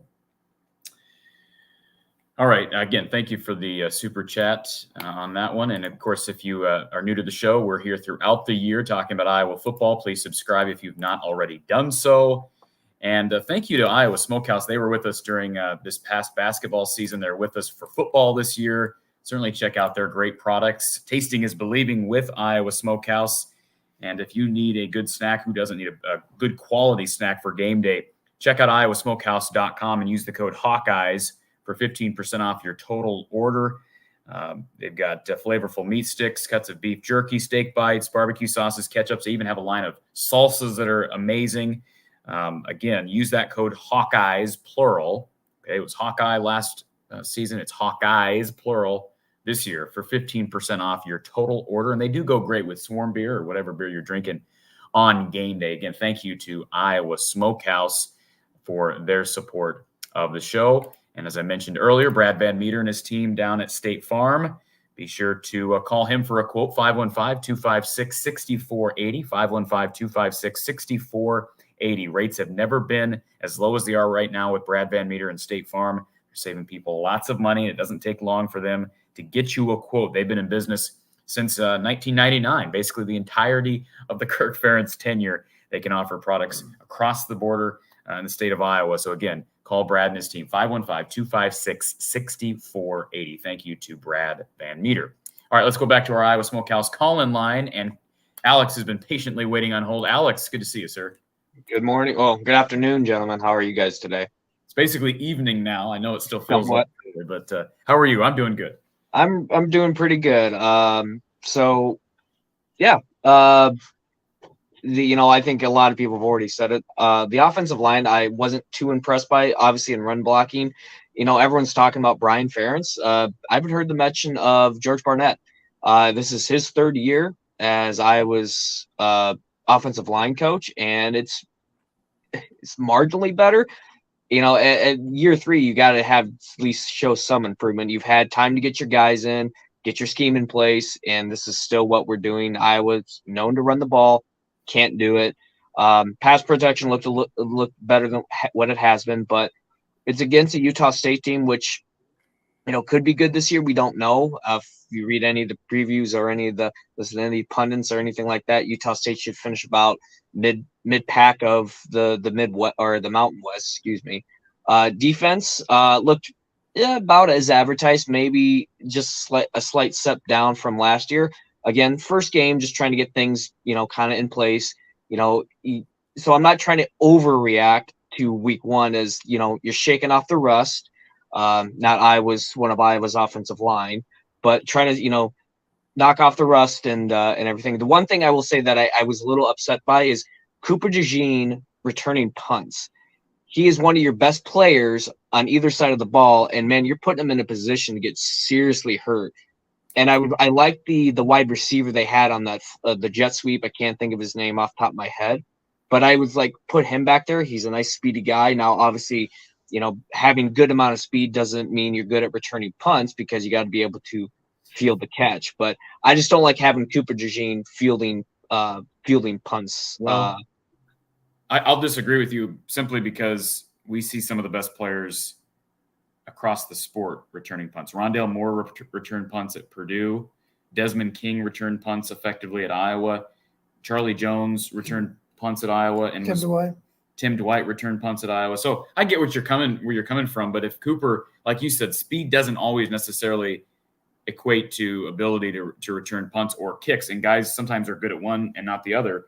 I know Caleb Brown has worked in there, and I know Caden Weegan has worked in there, and he returned some at Sioux Falls at the JUCO level. But does it make you nervous seeing it? Here's what makes me nervous, Alex. It makes me nervous seeing Cooper not calling for fair catches. Yeah. Right. It's just because we're so thin at cornerback. We're super thin, and just like he's your best player, and it makes me nervous when I see him back there and not and like to your point, not calling a fair catch. And it's just like, oof. Well, we'll say I'll give LeVar Woods credit for this. He finds guys who are fearless. Charlie Jones is fearless. Cooper DeJean is fearless. And sometimes that's what makes him great. I mean, I think about Tim Dwight. I mean, you know he was as fearless as they come, right? He didn't want fair catch. And I'm trying to think of the guy. We had him on for an Iowa-Maryland preview that is known for, I don't think he ever called a fair catch at Maryland. I can't remember his name now. But Dante Demas? He was one of the... No, not Demas. No, this was years ago. Oh. He's actually on the Maryland radio team now. I can't think of his name, but I mean, you got to be fearless to do that. It's that having guys flying 100 miles an hour at you, and right. Cooper doesn't seem to blink. No, he doesn't. But I understand where you're coming from, because is it hard to imagine that somebody might be instructed? Hopefully, the ball's in the air a long time, and if he calls for a fair catch, or if he doesn't, we want you to just go ahead and run through him. Go ahead and he's an exposed player, and it'd be terrible if somebody did that, but it wouldn't shock me if it happened. You're talking about one of the most valuable players on our team. So I do see where you're coming from. So the burden's got to be on Cooper. It's okay to fair catch. It's okay. Yeah. Because if you don't have a lot of room to operate, then it makes sense to protect yourself. I did find it surprising on Iowa's first drive when Johnson got a nice return, but then every time Utah State kicked off, he fair caught it. He didn't even try to bring it out. There was the last one, they not the onside, but the one when they got the second field goal. He was maybe a step in the end zone. He decided to take a knee, and maybe I don't know if it was maybe the coaches told him not to, or maybe he was maybe a little banged up. I don't know. So I did like what I saw out of Jay-Z and Patterson. That play where that little screen pass. I think he needed to get into the game a little more often. I think he's a good, good back to get in there to relieve both LaShawn and Caleb. He's got a lot of speed, and he actually was in there for a lot of blocking downs, and he did pretty well. I was really surprised by that. Okay, let me back that up. I wouldn't say I was surprised, but it was pleasant to see that, he wasn't afraid to stick his nose into a defender to protect Cade. I did wish that Iowa's offense, first 2 drives, 14 points. I was thinking, okay, I think someone else said, it's like, okay, here we go. Hey, we finally got the pieces in. We got an offense that can actually put points on the board, and then we just completely stalled out. I was under the impression, I know Cade's not 100%, where you put him in for the first half, maybe the first series of the third quarter, and you get up by 4 scores, and then you pull him, rest him, make sure he's clean, for Iowa State. So they don't play that way, Alex. I know, and it was so disappointing because of how quickly they started, to where it's like, I wasn't expecting to score a touchdown on every single drive. Yeah, you're going to get your drives where you stall out, or just a play breaks down, you just can't really do anything. I'm not expecting that, but the fact is they got 14 points within the first 7 minutes of a quarter, and then completely stalled until the fourth quarter where they got the last touchdown. Yeah. So play calling, it seemed like I don't know if it was, I'm not going to comment on the play calling just because I don't really know what to think of it. But what concerns me, I guess, is next week against Iowa State, how are we going to be effective at running the ball? I know Iowa State's lost a lot because of the gambling investigations and all that. But if we still can't run the ball and we're so heavily reliant on Cade, I feel like that's going to spell, Cade's going to get hurt, and then we have to go to Deacon Hill, which. Look, if they let me make this very simple for all of us, Alex. If Iowa doesn't show the ability to run the ball effectively by the start of conference play, then I have no hopes for Iowa to exceed my expectations. I've said before, this offense doesn't have to be great for them to win 9-10 games, because the schedule is favorable. But if they're going to compete for a Big Ten title, even compete for, I know people will laugh at this, but you go 10-2 with a Big Ten championship or 11-1, even with a loss, you might be in the college football playoff conversation. But to do that, an Iowa team built the way Iowa is built personnel-wise and schematically, they have to run the football well. If we don't see solid performances on the ground, Alex, against Utah State or Iowa State or Western Michigan, I don't. Maybe that's jumping the gun and pushing the panic button, Don. But do you have hope for them to go out into State College and all of a sudden they're running up and down the field out at Beaver Stadium? No, I think these first 3 games are going to be an indication of what's going to happen. Not that we can't still continue to improve, but the mindset has to be we got to get as much done between now and next Saturday as humanly possible, because we cannot improve too fast. It's got to happen as fast as possible. Yeah, Western Michigan is going to be one of the worst preseason, obviously one of the worst FBS teams, in the country. So yeah, if we can't run it on them, then I would have a lot more concern. And this is a win. It's week 1 again. It's first game of the season. There's going to be a lot of things we can fix. I mean, Colorado beat TCU, a team that was ranked 17th in the nation. Corey, you said it. Purdue lost to Fresno State, another Mountain West team. So Illinois got a tough game tonight against Toledo. So it's game 1. Certain teams are going to be ready. Certain teams are not. There's going to be a lot of what ifs. So I think next week we'll see a lot. I think next week will be kind of where we can probably get a lot of good predictions on. But otherwise, it's nice to have finally football back. It's been a long time coming, and I'm excited for the rest of the season. But thanks again, guys, for taking my call. Absolutely. Good to see you, Alex. And I agree with him. However, I'll throw this asterisk up there. Colorado is not Utah State. I know they lost a ton of – it's still a Power 5 program. Right. And I understand they beat TCU, national runners-up last year. That's a different TCU. TCU had a lot of losses. And then as it relates to Purdue losing to Fresno, Mountain West team. Dangerous team. But we also don't perceive Purdue to be a real contender in this division right now. So I'm talking – we got to look at this from a different perspective. Preseason, they were picked 6 out of 7, I think, weren't they? Exactly. So measuring stick is different when you have expectations like Iowa to win the West, to possibly compete for a Big Ten championship, and if you do that, more. So we nitpick a little bit with 24-14, but let's call a spade, regardless of what Kirk Ferentz said post game today. He's going to nitpick too when they look at film tomorrow. Am I right? Absolutely. We've got some work to do because we're not where we want to be. I'll go ahead and give everybody an update. We've got a couple more callers here on hold. Got about a half hour here still talking Iowa and Utah State. Ohio State has struggled to score points today against Indiana. I don't think any of us would have expected that. They're finally out in front comfortably in the fourth quarter, 20-3. But typically an Ohio State team would score more than 20. So Iowa has outscored Ohio State to this point. But a new quarterback, right? New quarterback, Kyle McCord has a pick in this game. Couple other scores right now. Washington leading Boise State 35-19 in the third.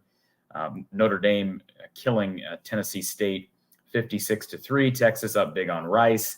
Wisconsin leading your old Buffalo Bulls 28-10. Do you take ownership of the old Buffalo Bulls? Okay. Their head coach is a friend of mine. He was our DB coach when I was there.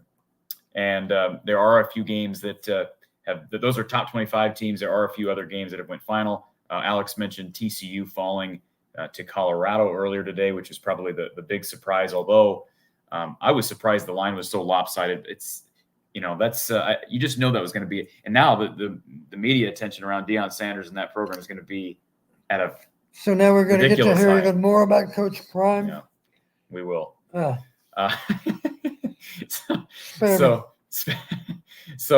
Anyways, we'll go through some scores here in a little bit as well. Let's get to our next caller here, our Iowa Smokehouse call-in line. I believe this is, I don't know how to pronounce the name. I'm sorry, sir. Tell me how to pronounce your name. I'm not going to butcher it. Yeah, a lot of people have gotten it wrong over the years. Tlatoani. Tlatoani? Yeah. Okay, I'll try to remember it. So, we all know, you've seen me in the chat. I always want So describe. I am always high, and probably my expectations are always a bit too high. Is the 10-2, 11-1 hopes, are they still alive? Yes. I'm a bit of a pessimist when it comes to this. Why would this change? I'm just curious? Why would we change? Like my prediction was 10-2 preseason based on the schedule. Nothing I saw today changes that. I mean, this is not like overhaul everybody and Cade's going to enter the portal tomorrow. I mean, this. We were simply stating our hopes are still alive. It's doable. I know. It just scared me a little. Do we have to improve? Yes, absolutely. We have to improve. Like, the problem is definitely the O-line. Like, we have talent at RB. I personally think, now this may sound a little crazy, I think we have an RB room that can rival Wisconsin. I'm serious. If you asked me to draft one running back from either Wisconsin or Iowa, I would take the guy from Wisconsin. I told you it would sound a bit crazy. Well, you made this comment before we went live on the air. You used the term glider to describe Caleb Johnson. It's funny you say that because we've all used the terminology, the long stride of Caleb Johnson. And he does have speed in the open field. But I do notice that as big as he is, as physically impressive as he is, does it seem like he doesn't hit the holes real quick? Sometimes maybe. I can see why you say that, Corey. I think he's trying to pick his way. Maybe I think, reps count for a lot. He's still a young running back. Maybe over time he'll be a little more, he won't be quite as deliberate as he is right now as far as picking his way down the field. I will say this, I got a lot of faith in Liddell Betts. Liddell Betts knows how to coach running backs because he played running back. He benefited from great coaching by Carl Jackson, among others. I think Carl started him, and maybe somebody else finished up. I guess I don't know for sure who coached Liddell in his later years. But he's an outstanding young coach. And I think maybe over time you'll see running backs that are a little more decisive in picking their way down the field. One final observation.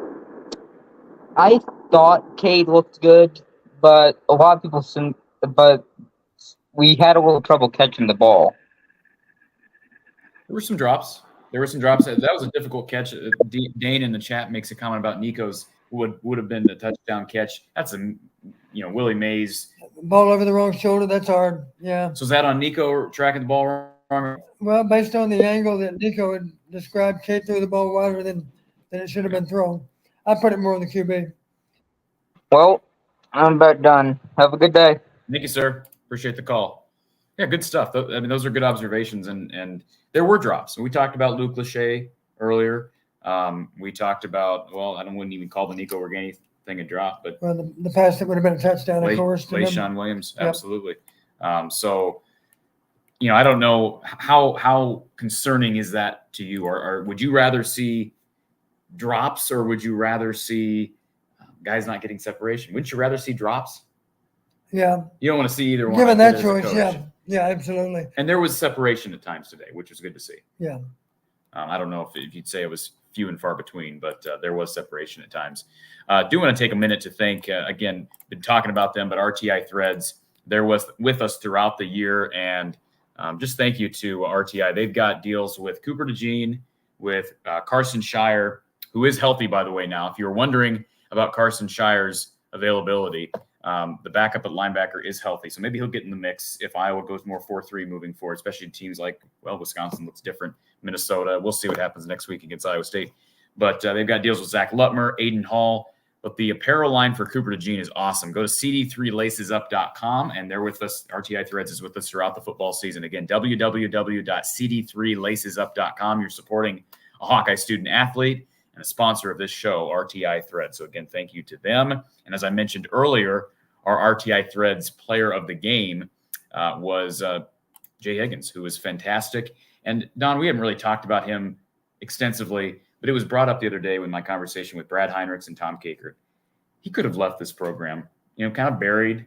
And then Iowa brings in Nick Jackson, who had all this acclaim at Virginia, and rightfully so.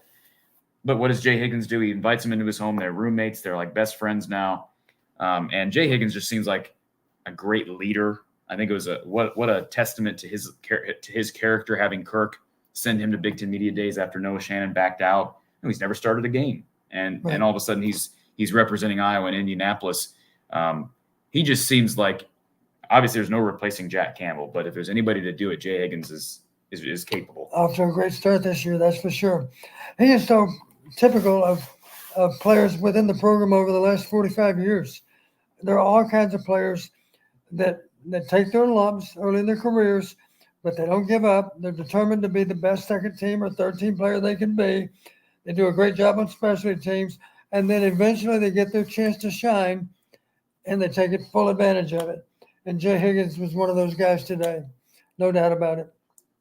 Absolutely. All right, let's get to our next caller here.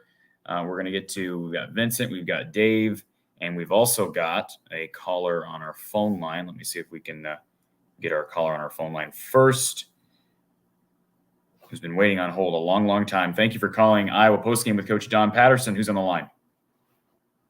Lomansky, Corey, good afternoon. Good afternoon, Lomansky. Good to hear you.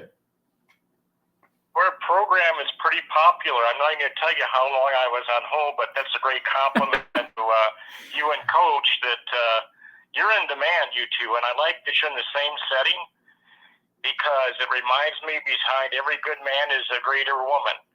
And Corey kind of admitted that in his business deal. And Don's getting sodas from his wife, and she's right there with him because I heard her voice. And did you see what you guys did? The one thing my dad said is critical: marry a good woman. You ought to see what Don's lovely wife left us down here. In addition to, we got some cookies to enjoy as well. So, amen to that, Lomansky. And I don't doubt that because she lets us rent her husband for nothing. He does this out of the goodness of his heart. So I think she should go shopping when you guys are on the air, and she can buy something. She might be out of the house even as we speak. I'm not sure. Anyway, gentlemen, Don, you'd be proud of the third Musketeer. You made a reference last year that this is the Three Musketeers, and you'd be proud of that Musketeer to your right. And 1 a.m, I was going to go to bed at 11 o'clock, and Corey called to Mark Rogers' 24-hour show and defends the Iowa culture against what they talk about. Nebraska's culture isn't that important. It's about players. And if anybody wants to hear a really interesting back and forth debate, I was under attack. Corey was under attack, and he never gets too excited, Don. But I think if you weren't in the seat beside him, I think he's learned a few things from you to keep his calm, because I was like throwing things across the room and almost called in. I was upset. But Corey's out there defending Iowa football. Please hit the like button, subscribe, donate to the channel. Don't take anything for granted, because I subscribe to ESPN Plus because this is the last year my cousin's son playing. He's a captain in the offensive line of University of California, Davis. So I'm going to watch all these UC Davis games, California playing. And, of course, my favorite company, Walt Disney, didn't get a flag thrown on them, and they ruined freaking ESPN Plus. So, Corey, Don, and I have seen a lot more than you. Anything's possible. Anything. Anyway, I just wanted to say tight end U is intact. And for the listeners, Don, people don't remember when it was 3 yards, clouded dust, Michigan, Ohio State, and Iowa came out and put 2 tight ends in the game. And I can't remember if you stood up both tight ends or one. You were 4-4 in the Big Ten your first 2 years, and everybody looked at Iowa like they lost their minds. This crazy Texan was a goofball and probably won't even last in the Big Ten. But you deserve a lot of credit for our tight end room. Comment on the tight end play today and TJ Hall's play today, because I like you to be able to talk about what you want to talk about once in a while. Well, these guys this year are so typical of our tight ends we've had in recent years, and for that matter, way back in time. We've had a lot of productive tight ends in recent years. But I would encourage loyal Iowa fans, go back and look at Marv Cook's numbers. Marv Cook did it a long time ago. And if you think that his numbers weren't outstanding, go back and look, because they were. And that doesn't take anything away from some of the guys that have had success in college in recent years for Iowa. And of course, have gone on and done good things on Sunday too. But it all started with Jonathan Hayes, Mike Flagg, Marv Cook. Those are outstanding tight ends. They could play very well for Iowa today, just as they did years ago. And the guys this year and in recent years, they certainly have carried that tradition forward. And it's something that we're all proud of if we have any association at all with that tight end room. I've got a question for both of you about Cade, and you can respond to my view of it.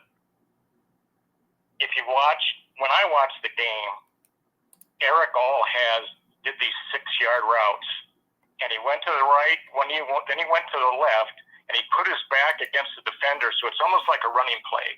But it's really effective today. I would give Cade an A today. I think timing's very important. The long pass to Caleb Brown, I think he's going to help us this year, but give me your grade, and if I'm right about timing, because it seemed like the one person that had the good timing was the Cade to Eric connection. Yeah, a good example on Sunday, everybody talks about professional quarterbacks. Let's talk about Tom Brady for a minute. Tom Brady does not have the world's greatest velocity on his football, but what he does have, he has great accuracy, and he has great timing, great anticipation, and the ball gets on target when it should, in spite of somewhat average velocity. I'm saying average compared to all NFL quarterbacks. I think that's what separates Tom Brady from a lot of them. Let's not forget about a guy named Drew Brees. Drew Brees was outstanding, again, because he had great anticipation on his throws, and he threw with great accuracy. And one more guy to talk about in terms of accuracy. I'm always amazed at how well Aaron Rodgers can put the ball where it needs to be. And I've even made the statement, I think whatever the ideal target is for Aaron Rodgers, in most cases, the ball's going to be within a step. That's how accurately he can throw a football. And those are rare people. Not very many people can do that. And how do you do it? You have to have a really groove throwing motion. The ball comes out the same all the time. Now, a guy like Mahomes is different because he can throw from all kind of different arm slots and still be accurate somehow. And again, that's a gift. It's a gift that most people don't have, but he certainly does have it. But they all have one thing in common. They got to be able to get the ball in time, on target. And to do that, if you got average arm strength, you got to have great anticipation on your throws. Here's another guy way back in time that, if you go back and look, had great accuracy. His name was Chad Pennington. Chad Pennington didn't have a huge arm, but he still was able to play in the NFL for a long time because he understood about getting the ball on target, on time. Well, I'm going to leave with this, and please hit the like button. I think these two deserve. That doesn't cost you any money. It's easy to do. My family actually owned football tickets 2 years with Bob Cummings all through the Hayden era. When my dad got old enough, didn't want to make the drive from the most extreme corner in northeast Iowa, like a lot of Iowa fans do. They drive a long ways to Kinnick because they're a low population state. And I had to drop the tickets just because to keep your seats, your gift had to be so big. So the value of this program that costs you nothing except time, the value of the Swarm is $200. I spend more than that for bottled water during the year. And I go on a little long, but I've got a lot of investment in this, and that's why I'm a little windy, but I'll get off the phone. I'm responding to somebody in the chat, which I'm not near as negative as people in the chat, fellas. Either one of you, it's game one. The one thing Kirk Ferentz does, he's a teacher. And I watched Mordecai. The good news is I watched Mordecai today, and Wisconsin's going to run it down our throat. I don't think they got the quarterback to change that whole offense in a second.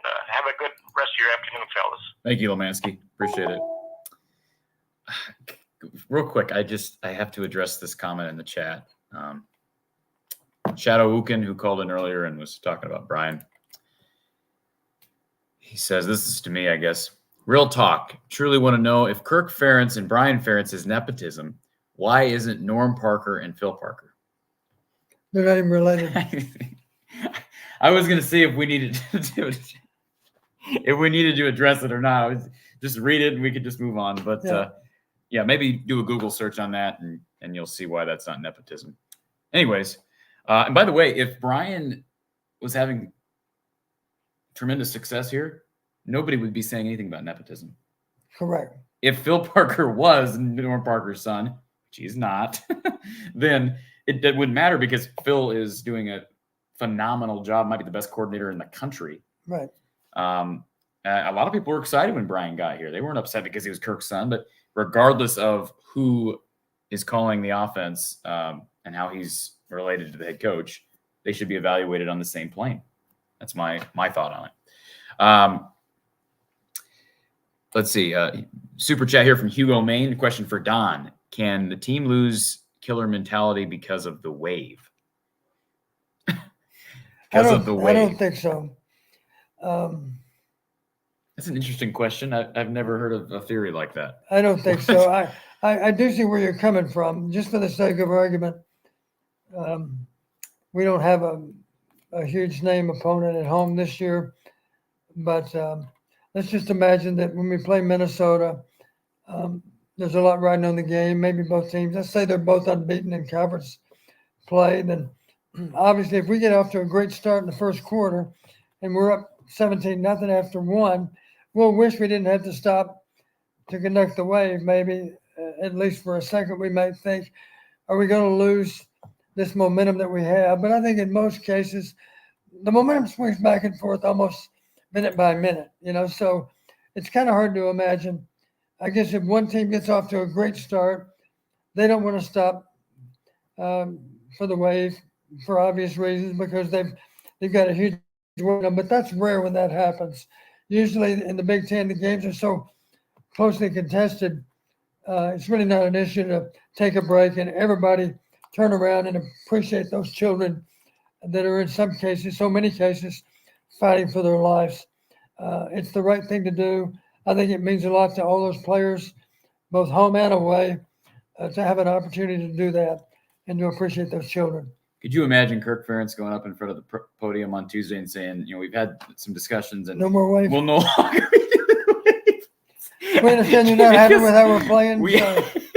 We've identified the wave as part of the problem. It's the kids. No, I'm with you. It's the best tradition in sports, and it's a reminder that there's things bigger than football. And I know we're in the middle of a football game, but my goodness, you got 70,000 fans waving to those kids, and it was special being out there again today. I don't get to go as many games as you do on a year-to-year basis, but that would be a travesty if that tradition ever went away. It's a wonderful tradition that hopefully will be around forever.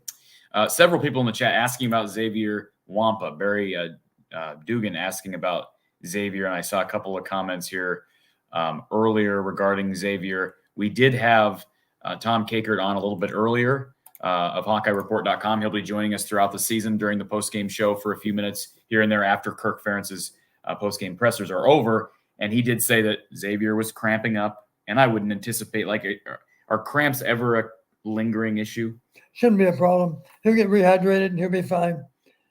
Just to give you an idea of how that would work, I remember when we played LSU on a warm September night when I was at Western Illinois, we had some guys after the game. I don't even know how they were able to do it.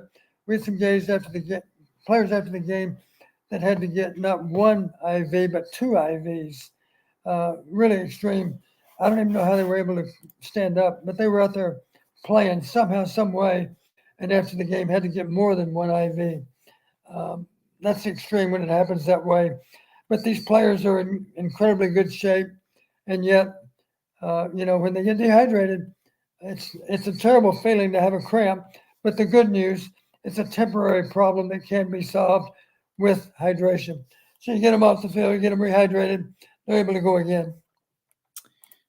Comment here from Brinley, and I wish I had asked this to Tom Kakert when he was on. I'm sorry, Brinley, for missing this earlier. He says, I saw Ben Keeter in the concourse at halftime in Iowa wrestling polo. I was surprised he was not dressed, at least with the team on the sideline. Does anyone know his status with the team? We talked to Ben I didn't talk to him personally, but guy I was working with, and I know Tom talked to Ben at Iowa Media Day. So I don't know why he would have been in a polo in the concourse. I will say this. I was at practice on Wednesday. I saw Ben, not in uniform. He was watching practice, and I'd never actually talked to him before, so I had a short visit with him, and I congratulated him on being part of football and wrestling. I have reason to believe some kind of minor injury. He was not practicing on Wednesday. If he would have been healthy, I can't imagine any scenario where he would not have been practicing. So my guess is I didn't ask him. I didn't think it was that important to ask. My guess is it's a minor injury. He's being held out as a precaution. And the fans may not realize, Corey, I don't know how many guys we dressed today, but the thing I'm sure is we didn't dress everyone. We simply don't have enough room in the stadium locker room, I don't believe, to accommodate everyone. And we always, as coaches, back with Coach Fry, I'm sure Kirk's the same way, everybody over the course of the season dresses one or more times, hopefully several times. But obviously, if you're being redshirted, you may not dress. Again, just simply because of our limited space in the locker room and on the bench.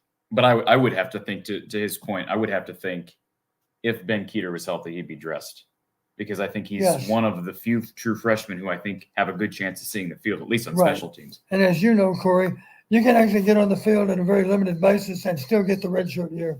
Right. So, as an example, he might not be prepared to play on the field on defense as a linebacker, but is there any doubt that he could be serviceable as a specialty team? Absolutely, he could. They're not real deep at linebacker, so you never know late in the season where his progression. Physically, he looks the part. He's an amazing athlete. At the time, you're right about the 4-game rule. You and I both talked about how redshirting has sort of become overrated because guys don't stick around that long anyways. And if Ben Keeter is as good as his 4-star rating at top player in this class by some accounts, and if he is as good as the hype has him to be, he won't be here for 5 years. So that's if he's healthy, I would think he'd be. Now, is that surprising that he'd be in the concourse? When you say they don't dress, explain what that means to the average fan that doesn't. Not suited up and on the bench during the game. So even if so, that you're telling me that there are players even at home games that don't dress up and are not on the sideline. But in the case of Ben Keeter, I would suspect if he was healthy, he would be dressed. Right. Because he's not your typical freshman. Lomansky, thank you for the super chat. Very much. Thank you for the support. And I know Lomansky supports the Swarm, and he's supporting the show here. Thank you, Lomansky. Go Hawks. Join the Swarm. And, of course, you can do that at iowaswarm.com. And thank you for the super chat, Lomansky. Let's get to our next caller here on our Iowa Smokehouse call-in line. And our next caller is our phone call. And let's see who we have on the line. Maybe. See if we can get this person on, maybe not. Hello, thank you for calling Iowa Postgame with Coach Don Patterson. Who's on the line?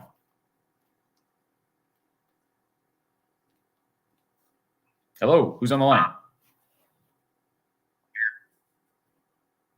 Are you with us? Yeah, can you hear me, Corey? Yep, we can hear you now.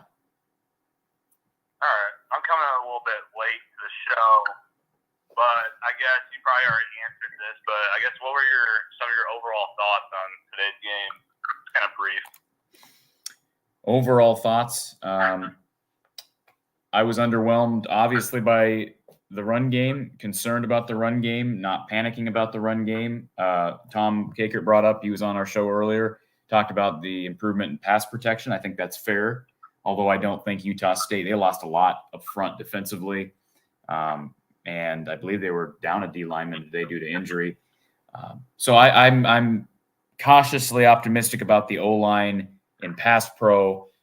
I'm concerned to a point with run blocking. I'm not concerned about the defense.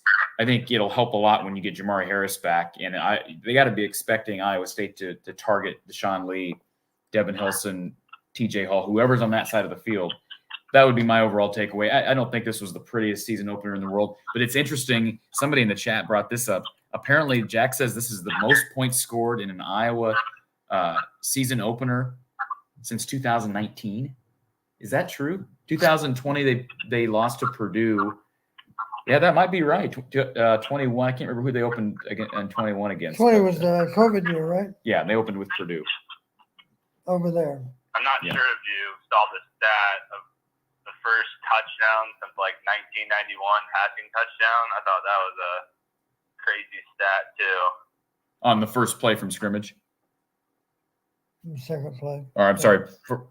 Yeah, what was the stat? Actually, you know what? I think I have that. I thought it was the first drive, if I'm not wrong. If I'm mistaken. Don, that's going to go back into your day. What was the statement again? I don't understand. Let me find the screenshot here. I've got the screenshot. I've got that stat from earlier today. McNamara, this is according to the Iowa Athletics Department. McNamara had a 36-yard touchdown pass in his first career attempt as a Hawkeye. He's the first quarterback since Chuck Long in '83 to have a touchdown pass in his first completion of the season. That's not what he's referring to, but that is one of the stats that Iowa threw out there. I don't have the other one. I did see what you were talking about. I'll have to see if I can find that stat, but I guess another question I had was regarding Caleb Johnson. I know they kind of let a couple other backs run today, but do you think he should have got some more touches today? I mean, I know it's the offensive line. It just felt like every time he didn't really have any room. He was getting hit at the line of scrimmage or maybe a couple yards. He made a couple good runs where he made a couple Utah State defenders miss. But, I mean, I guess going into the season, I had very high hope for this offensive line with all the talk behind it. And then Caleb Johnson having a breakout season, I guess I was just a little overwhelmed with that today. Well, 19 carries for 63 yards. A third of those yards was on one play, 21 on one play. So that leaves 42 yards on the other 18 carries. Obviously, there's responsibility on the part of the running back and the O-line, and for that matter, the tight end and the wideouts too. They all count. We just have to really put our thinking cap on and figure out some formations are more conducive to running the ball than others. It's not just a function of how you line up; it's a function of how the opponent lines up against those particular formations. So one of the jobs from week to week is figure out which formations are advantageous for you to be able to more effectively run the ball. And that's where film study comes in. And I can promise you our coaches are going to be focusing on those kind of things before next Saturday. We're going to have to figure out the best way for us to run the football because the game becomes more difficult when you cannot run it. Believe me, it's not fun to be behind the chains all day. And we were behind the chains some today. We didn't convert very well on third down either. On critical down, neither one of us was very successful. That's why it wasn't so noticeable, is that they struggled on third down also. Third down conversions, they were 5 for 17. They were 1 for 3 on fourth down. That's 6 for 20. The bad news, we weren't much better. We were 7 for 19. So we both struggled on critical downs. That's better than it's been, though. And one reason we struggled is because they were not short yardage. They were primarily medium and long. Yeah, but that is better than it's been in the past couple of years. Well, I would guess that if you look at data from the last 2 years, 37% or whatever. That's not good, but marginally better. Yeah, not good enough. The really good teams are out toward 50%. Right, and they're out there because it's a higher percentage of short yardage. Good example would be Minnesota last year with their running game. They were one of the best teams in converting critical downs. Anything else, caller? I guess just regarding Cade McNamara, I thought he did pretty well today, especially for his first start. I don't know what quarter it was when his legs started bugging him again, but I guess what do you think of his performance today? And do you think he'll be fully ready for next week against Iowa State? Do you think he'll be 100% healed? Well, I did see his stats today, and Iowa released or tweeted this out and kind of promote QB1 here. He was 9 of 12, or excuse me, that was on 3rd and 4th down. Cade McNamara was 9 of 12 for 118 passing yards with a touchdown and 133 passer rating. Now, those stats might be a little bit deceiving. Yeah, some of those with 3rd and extra long, we still punted. Yeah, but overall, Cade was 17 of 30, 191 yards, 2 touchdowns, and a 132 QBR. Those numbers are a breath of fresh air compared to recent years. Yes. And that's what you automatically, we've said this for months now, having Cade in this room and having him as the starter, you automatically have boosted your offense.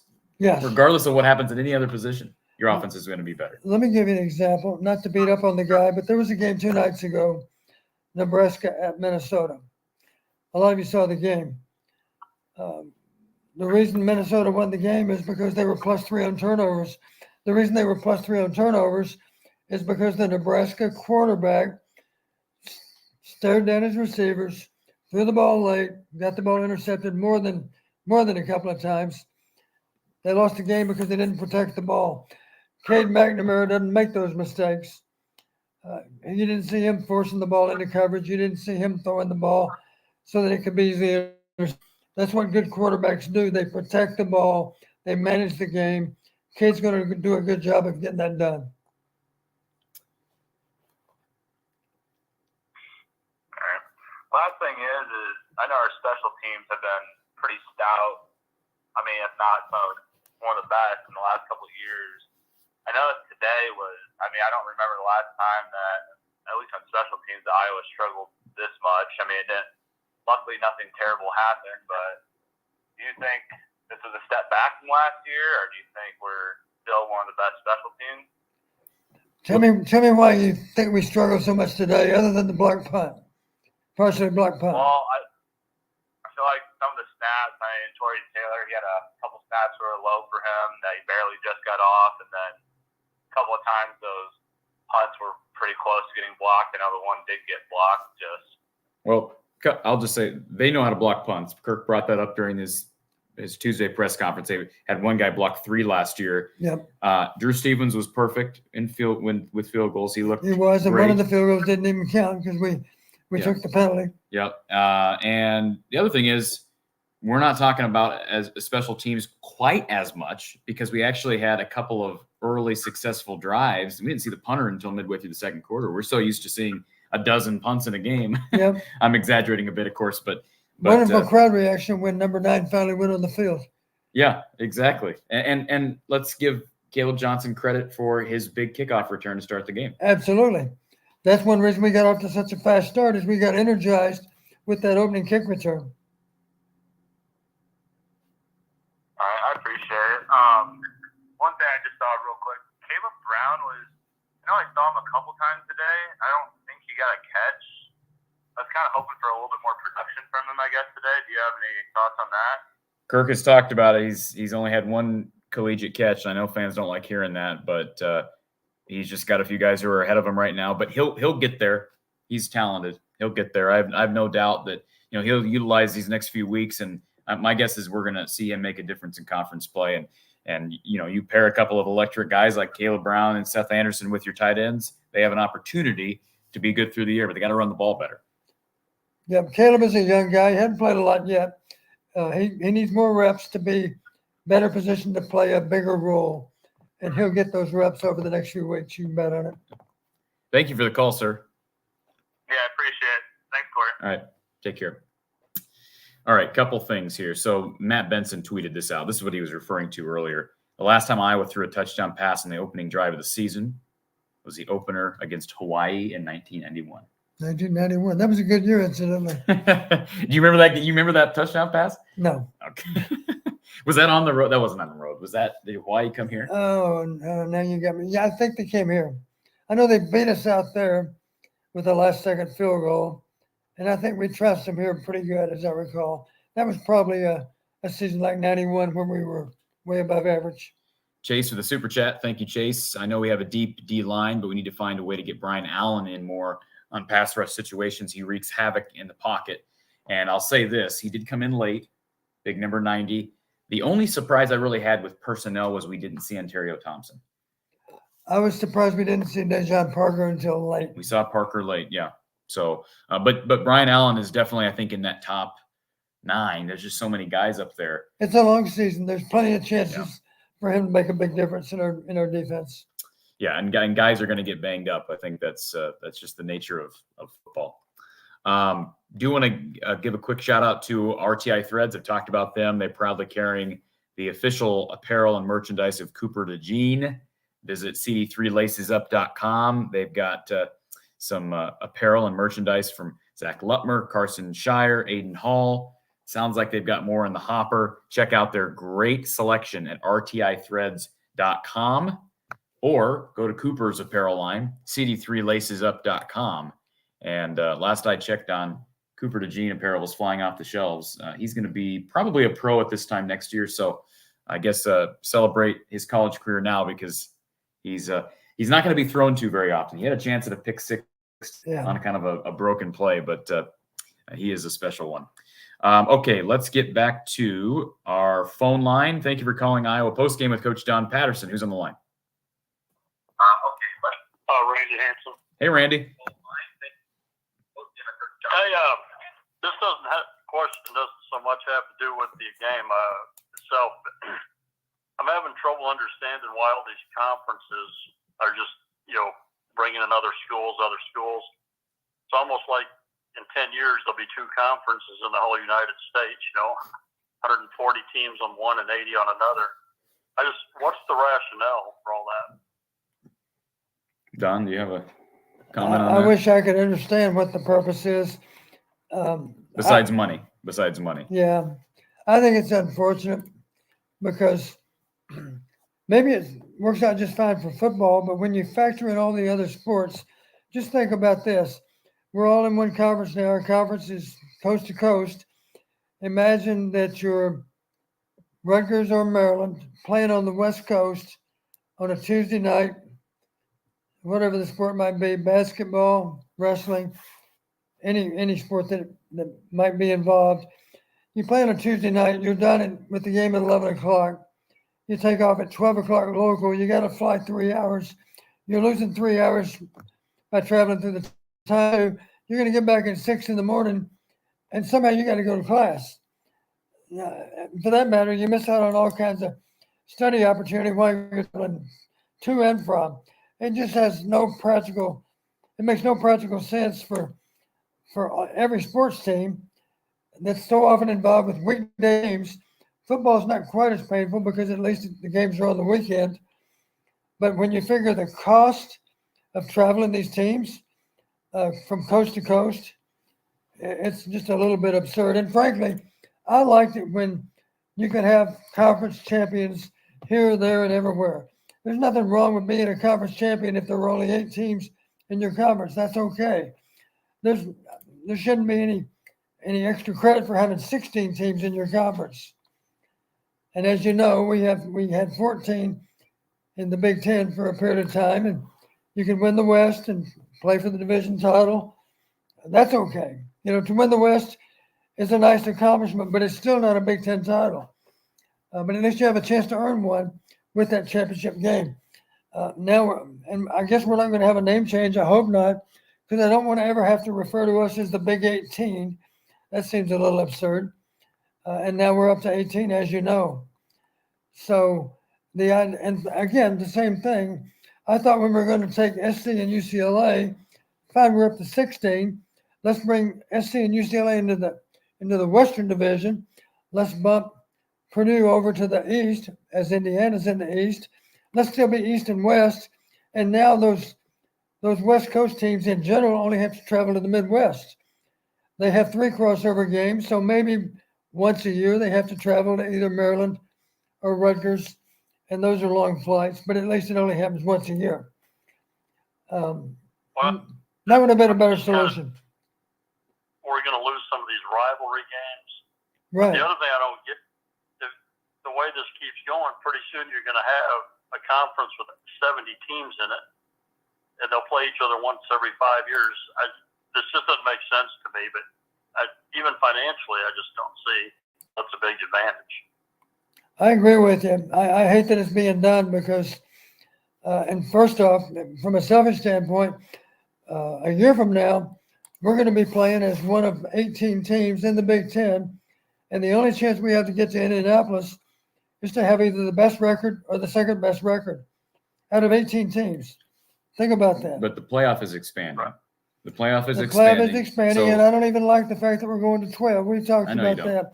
The right number is 8, and we're going to go from 4 to 12. Well, the right number is either 8 or 16. You're right, either But- 8 or 16. But here's the other thing, and I understand where you both are coming from on this. What I would say that the positive way of looking at this is with the expanded playoff. Yes, it's going to be harder to win a conference championship, and if Iowa doesn't do it this year, it may never happen. That's hyperbole, but they still will have a good, not a great shot, but a decent shot to make a playoff every 10 to 15 years, because you've got a 12-team playoff, and you will probably get 3 to 4 teams from your conference in. Right. If the SEC and the Big Ten, loom large over everyone else, and maybe there's the And ACC in the the back. hope of the Big is 12. with the conference being expanded, you're going to attract more players and end up with a higher quality of play. Meanwhile, those conferences that are not in the limelight will struggle with their recruiting efforts. And now, like you say, Corey, you'll get a higher percentage of teams in the playoffs with a chance to win a national title. That's at least the theory behind it. Anything else, Randy? I think we lost Randy. Okay. Well, maybe our line went dead. Were we too Sorry verbal about with that, our Randy? No, I think responses, Randy Sheila? agreed. I think Randy agreed with you. And if we accidentally cut him off, I apologize to Randy. But yeah, I mean, I think in an ideal world, we don't have to have teams going from the East Coast to the West Coast, and Yeah. now Cal and SMU and all the SMU. That's your old stomping grounds. Yeah, Now they're that's- part of the ACC. They think that the Dallas market is going to care, but I got news for them. The Dallas market doesn't really care too much what SMU is doing. Yeah. Or North Texas. Or And North with all Texas. due respect to Or North Texas, place you're you right. love. So, yeah, no, I completely sympathize with where Randy's coming from. All right, we've got 2 callers left on the show, folks. They're both on our StreamYard line, so we're going to shut the phone line down. We appreciate everybody being here. We've got Vincent, we've got Dave. Let's start with Vincent. Thank you for calling our Iowa Smokehouse call-in line, Vincent. Good to see your name up here. Gentlemen, how you doing? I appreciate you guys taking the time. It's been I'm sure the show's pretty long at this point. 2.5 hours, par for the course. Well, That's what we again, used to. well, we fans appreciate it. Don and Corey greatly do. I'm sure there's a lot of stuff you guys covered. I kind of tuned in late as I had to record the game and rewatch it. But I got to agree with Don. Deacon Hill is absolutely all of 258 pounds, and I saw him get on the field. There is no question about that. Well, so that I guess that's a good time to. I know some people were kind of dogging on me for bringing it up too much the other day. It's a fair question. This is football. We're not fat shaming. We're not weight shaming anybody. No. The question here that let me find it, Vincent, because of what you just said is absolutely right. Gary says the Deacon needs to lose about 30 pounds.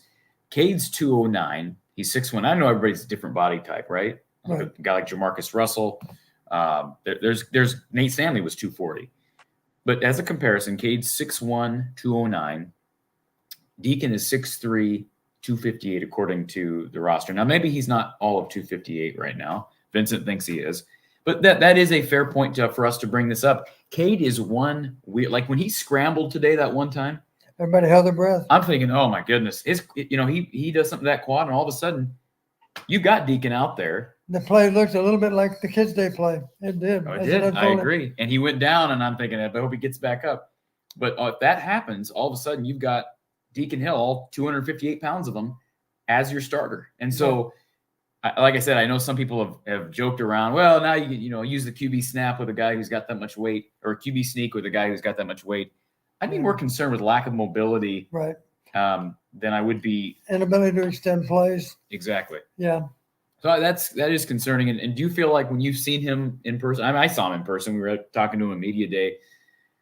I don't know what he looked like before, but does he look 258 to you? He doesn't look like he's 258 to me. I met him for the first time on Wednesday, and I didn't ask him what he weighed. I wasn't going to do that, but looks to me like he weighs, I don't know, 240 maybe, 245. I'm not sure.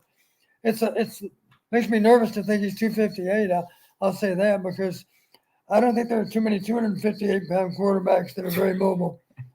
Well, there's not too many 258-pound quarterbacks To in begin general. with. You're right. Go ahead, Vincent. No, I just the kid's got an arm though, regardless. And I'm certainly, please don't take it out of context for the viewers, but I'm certainly not shaming anybody either. But big guy, strong arm. I guess he's been running with the ones for a majority of the latter part of camp just due to Cade's injury. So, but kid's still got an arm. One of the things I just wanted to touch on is I know there's a lot of folks, and I'm sure you guys have fielded calls or questions about the Iowa offense or the Iowa offensive line, but I'm sure just like Don can attest to, it's week one, guys, let the kinks kind of work themselves out. For the most part, there's a lot of working components, not only and more so on offense than defense, but you have so many working components when it comes to timing with your linemen or timing with your receivers and quarterbacks, and you got a lot of new players. Just, remember, it's week one. Give these guys time to kind of do some gelling. Was I a bit disappointed with the O-line, kind of given the stigma that was out there in the media? Yeah, but again, you got some new parts in there. So let's just give it some time, see how things play out. Other than that, I was very impressed with McNamara, and I guess I'll just leave this question or ask this question, and I'll hop off of here for the next one because I know you guys want to wrap up. But for the most part, we as Hawkeye fans, I think with the offensive struggles of last year and the lack of production based off what we've seen so far just in week one, I think most would agree, and even Coach Patterson and you, Corey, I think most of us, or we've kind of gotten what we've hoped for or asked for as a fan base in more production offensively and pushing the ball down the field. Would you guys agree with that? I thought there was more of an effort to get the ball down the field. We took some shots today, which was a good thing. And let me say this: a lot of coaches, when they become head coaches, especially about Newman's young assistants, they've asked me for advice from time to time. One bit of advice I've always given them, which I think applies to the fans too, and that would be simply this: as a head coach, you should react, but guard against overreacting. React, but don't overreact. The same thing applies to the fans. You can react to what you saw today. You can be concerned that we didn't run the ball better, but that doesn't require us to take such a drastic measure that we don't really analyze how we can get better at what we do. And we'll have a better idea next week than we do now of exactly where we are with our running game. And then after week 3, we'll have still a better idea. Coaches are evaluating all the players. If somebody can run block better than someone else, then they're going to get more opportunity up ahead. If somebody can run the ball better than someone else, they'll get more opportunity up ahead too. Things have a way of sorting themselves out as long as you do not overreact. React, but don't overreact. That's the advice to the fans. And Don, aren't these, I guess for me, and I'm sure for you as a coach, aren't these the kind of game films you want to break down and do your study on, because there's so many teaching elements to it? I mean, aren't these the kind of games that are just great as teaching tools for your players? Typically, game 1 is the best teaching opportunity of the year because mistakes will be corrected, and some of those mistakes that were made in week 1 will not be made in week 2. And hopefully going forward, it's just a continuation of that same process. That's why teams are much more efficient with how they play in November than they are typically in September. Lastly, a couple players that may not have been mentioned or may have, which was a bit surprising. I thought Max Llewellyn, number 48 DN for Iowa, may not have gotten any sacks, obviously, but I think showed great pressure just along with a Brian Allen. I mean, just quick off the edge, because you kept seeing him flashing in the backfield. So I think to kind of back up what a lot of the media outlets have said with the depth of the D-line, you're seeing that. And then Jay Higgins, when he comes with the lumber. He's a sure tackler. So great to see him get his opportunity. I thought he really played well and balled out. Go ahead, Corey. I was just going to say this on Jay Higgins. We made it known player of the game here in the show, but Yeah.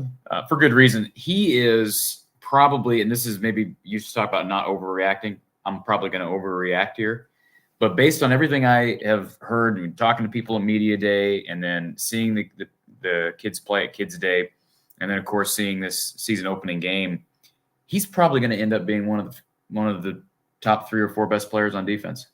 No doubt. And we're sitting here talking back a few months ago. A year ago, people didn't know much about him. Linebacker is the weakness, right? Linebacker is a weakness. And if Nick Jackson was the weakness today, we'll see, because he was fabulous at Virginia. Jay Higgins is probably going to be maybe the second best player on the defense behind Cooper DeJean. Is that Xavier Wampa? Hopefully will have a say in that, and maybe there's some defensive linemen. But you'd be surprised if the Big Ten honored him as the defensive player of the week. They may do that. Yeah. On the strength of 16 tackles, maybe. Well, what I saw today is when he hits you, you stopped. Like that's what you want to see out of your backers. Not or just great job tackling, great job wrapping. And when he was in there on a tackle, nobody got behind him. And he's always in the right place at the right time. Didn't he remind you a little bit of number 31? Yeah, that's what I say. He's I think Jack Campbell would have been very proud of how Jay Higgins played today. Again, you look at it from a different perspective. As an average fan, what I look for, and I'm looking at trying to say who's standing out. When I see a linebacker consistently to the ball, especially when we're talking about getting to the ball behind the line of scrimmage, I mean, and I'm sure he's not the fastest guy in the world, but, kind of like Josie Jewell, not the most athletic, but it was always at the ball. And you could say the same thing for Jack Campbell. Maybe a different type of linebacker with his size, but no, I really like Jay Higgins, and like I said, character-wise, he's second to none. Yep. No, those are great examples with Jewell too. I agree.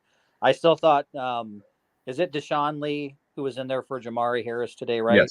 I still think he held his own. He might have had maybe a missed tackle by not wrapping, but for the most part, for a kid coming in, I believe he's young, freshman, sophomore. I still think he held his own.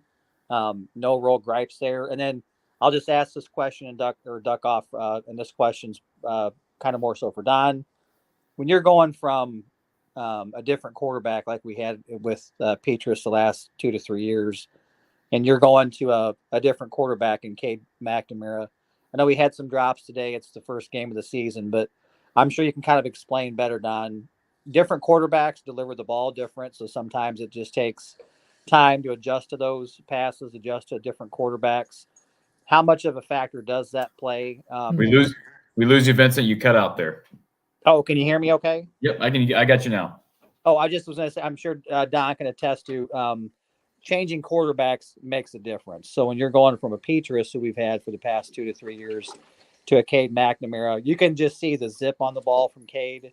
I know Luke Lachey had a drop or two because that ball's getting there much quicker, but it's just give these guys time. Trust me, they'll get on the same, or they'll be able to pick up passes just the same as they were getting them from Petrus. But point is, it takes time with changing quarterbacks. That's just kind of the nature of the beast. And gentlemen, I appreciate the time.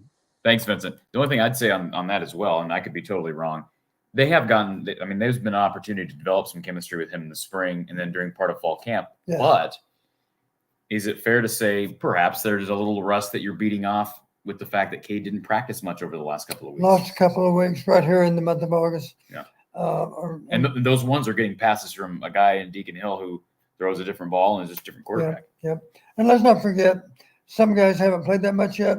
It's logical they're a little more anxious maybe the first time they're in the spotlight. So they'll work their way out of that.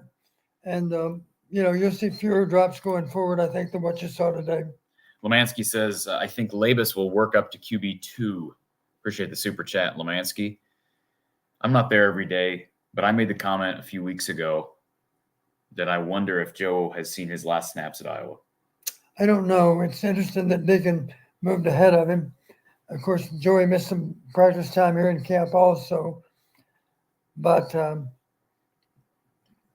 don't know what you think. Of course, there's somebody that you like a lot that's fourth on the depth chart, Marco Linez. And again, the rule for freshmen, of course, they can play a little bit and get the year back. So it's conceivable you might see line is as a freshman. I don't know. You got other quarterbacks need to play first, of course. Today was an opportunity. Today is one of the 2 opportunities against non-Power 5 teams. So we didn't see anybody past Deacon today. Yeah. Wouldn't it be nice though in 2 weeks if you're 2-0 heading into Western Michigan, you can build a big lead.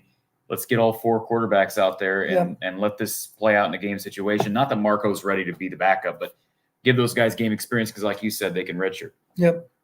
It'd be nice to give him that opportunity. A lot of people forget this, but Chuck Long actually played in the Rose Bowl, if I'm not mistaken, in year 1 and did it again in year 5 because he was redshirted in year 1 after playing a few snaps here and there. All right.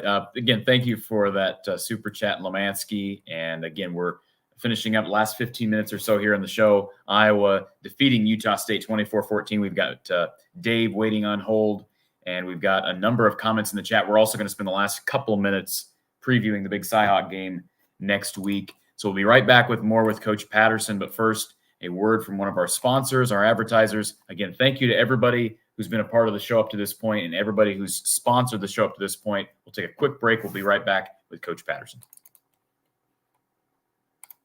Imagine the Possibilities is dedicated to empowering people to reach individual achievement across the spectrum of life. We believe in creating lasting relationships, empowering people for success, and cultivating joy. Our team of passionate people work each day to serve our communities in ways that create a lasting impact. We believe in creating opportunities for people with disabilities to achieve goals, build skills, and celebrate all that's possible. If you want to learn more about us or join our exceptional team, visit us at imagineia.org.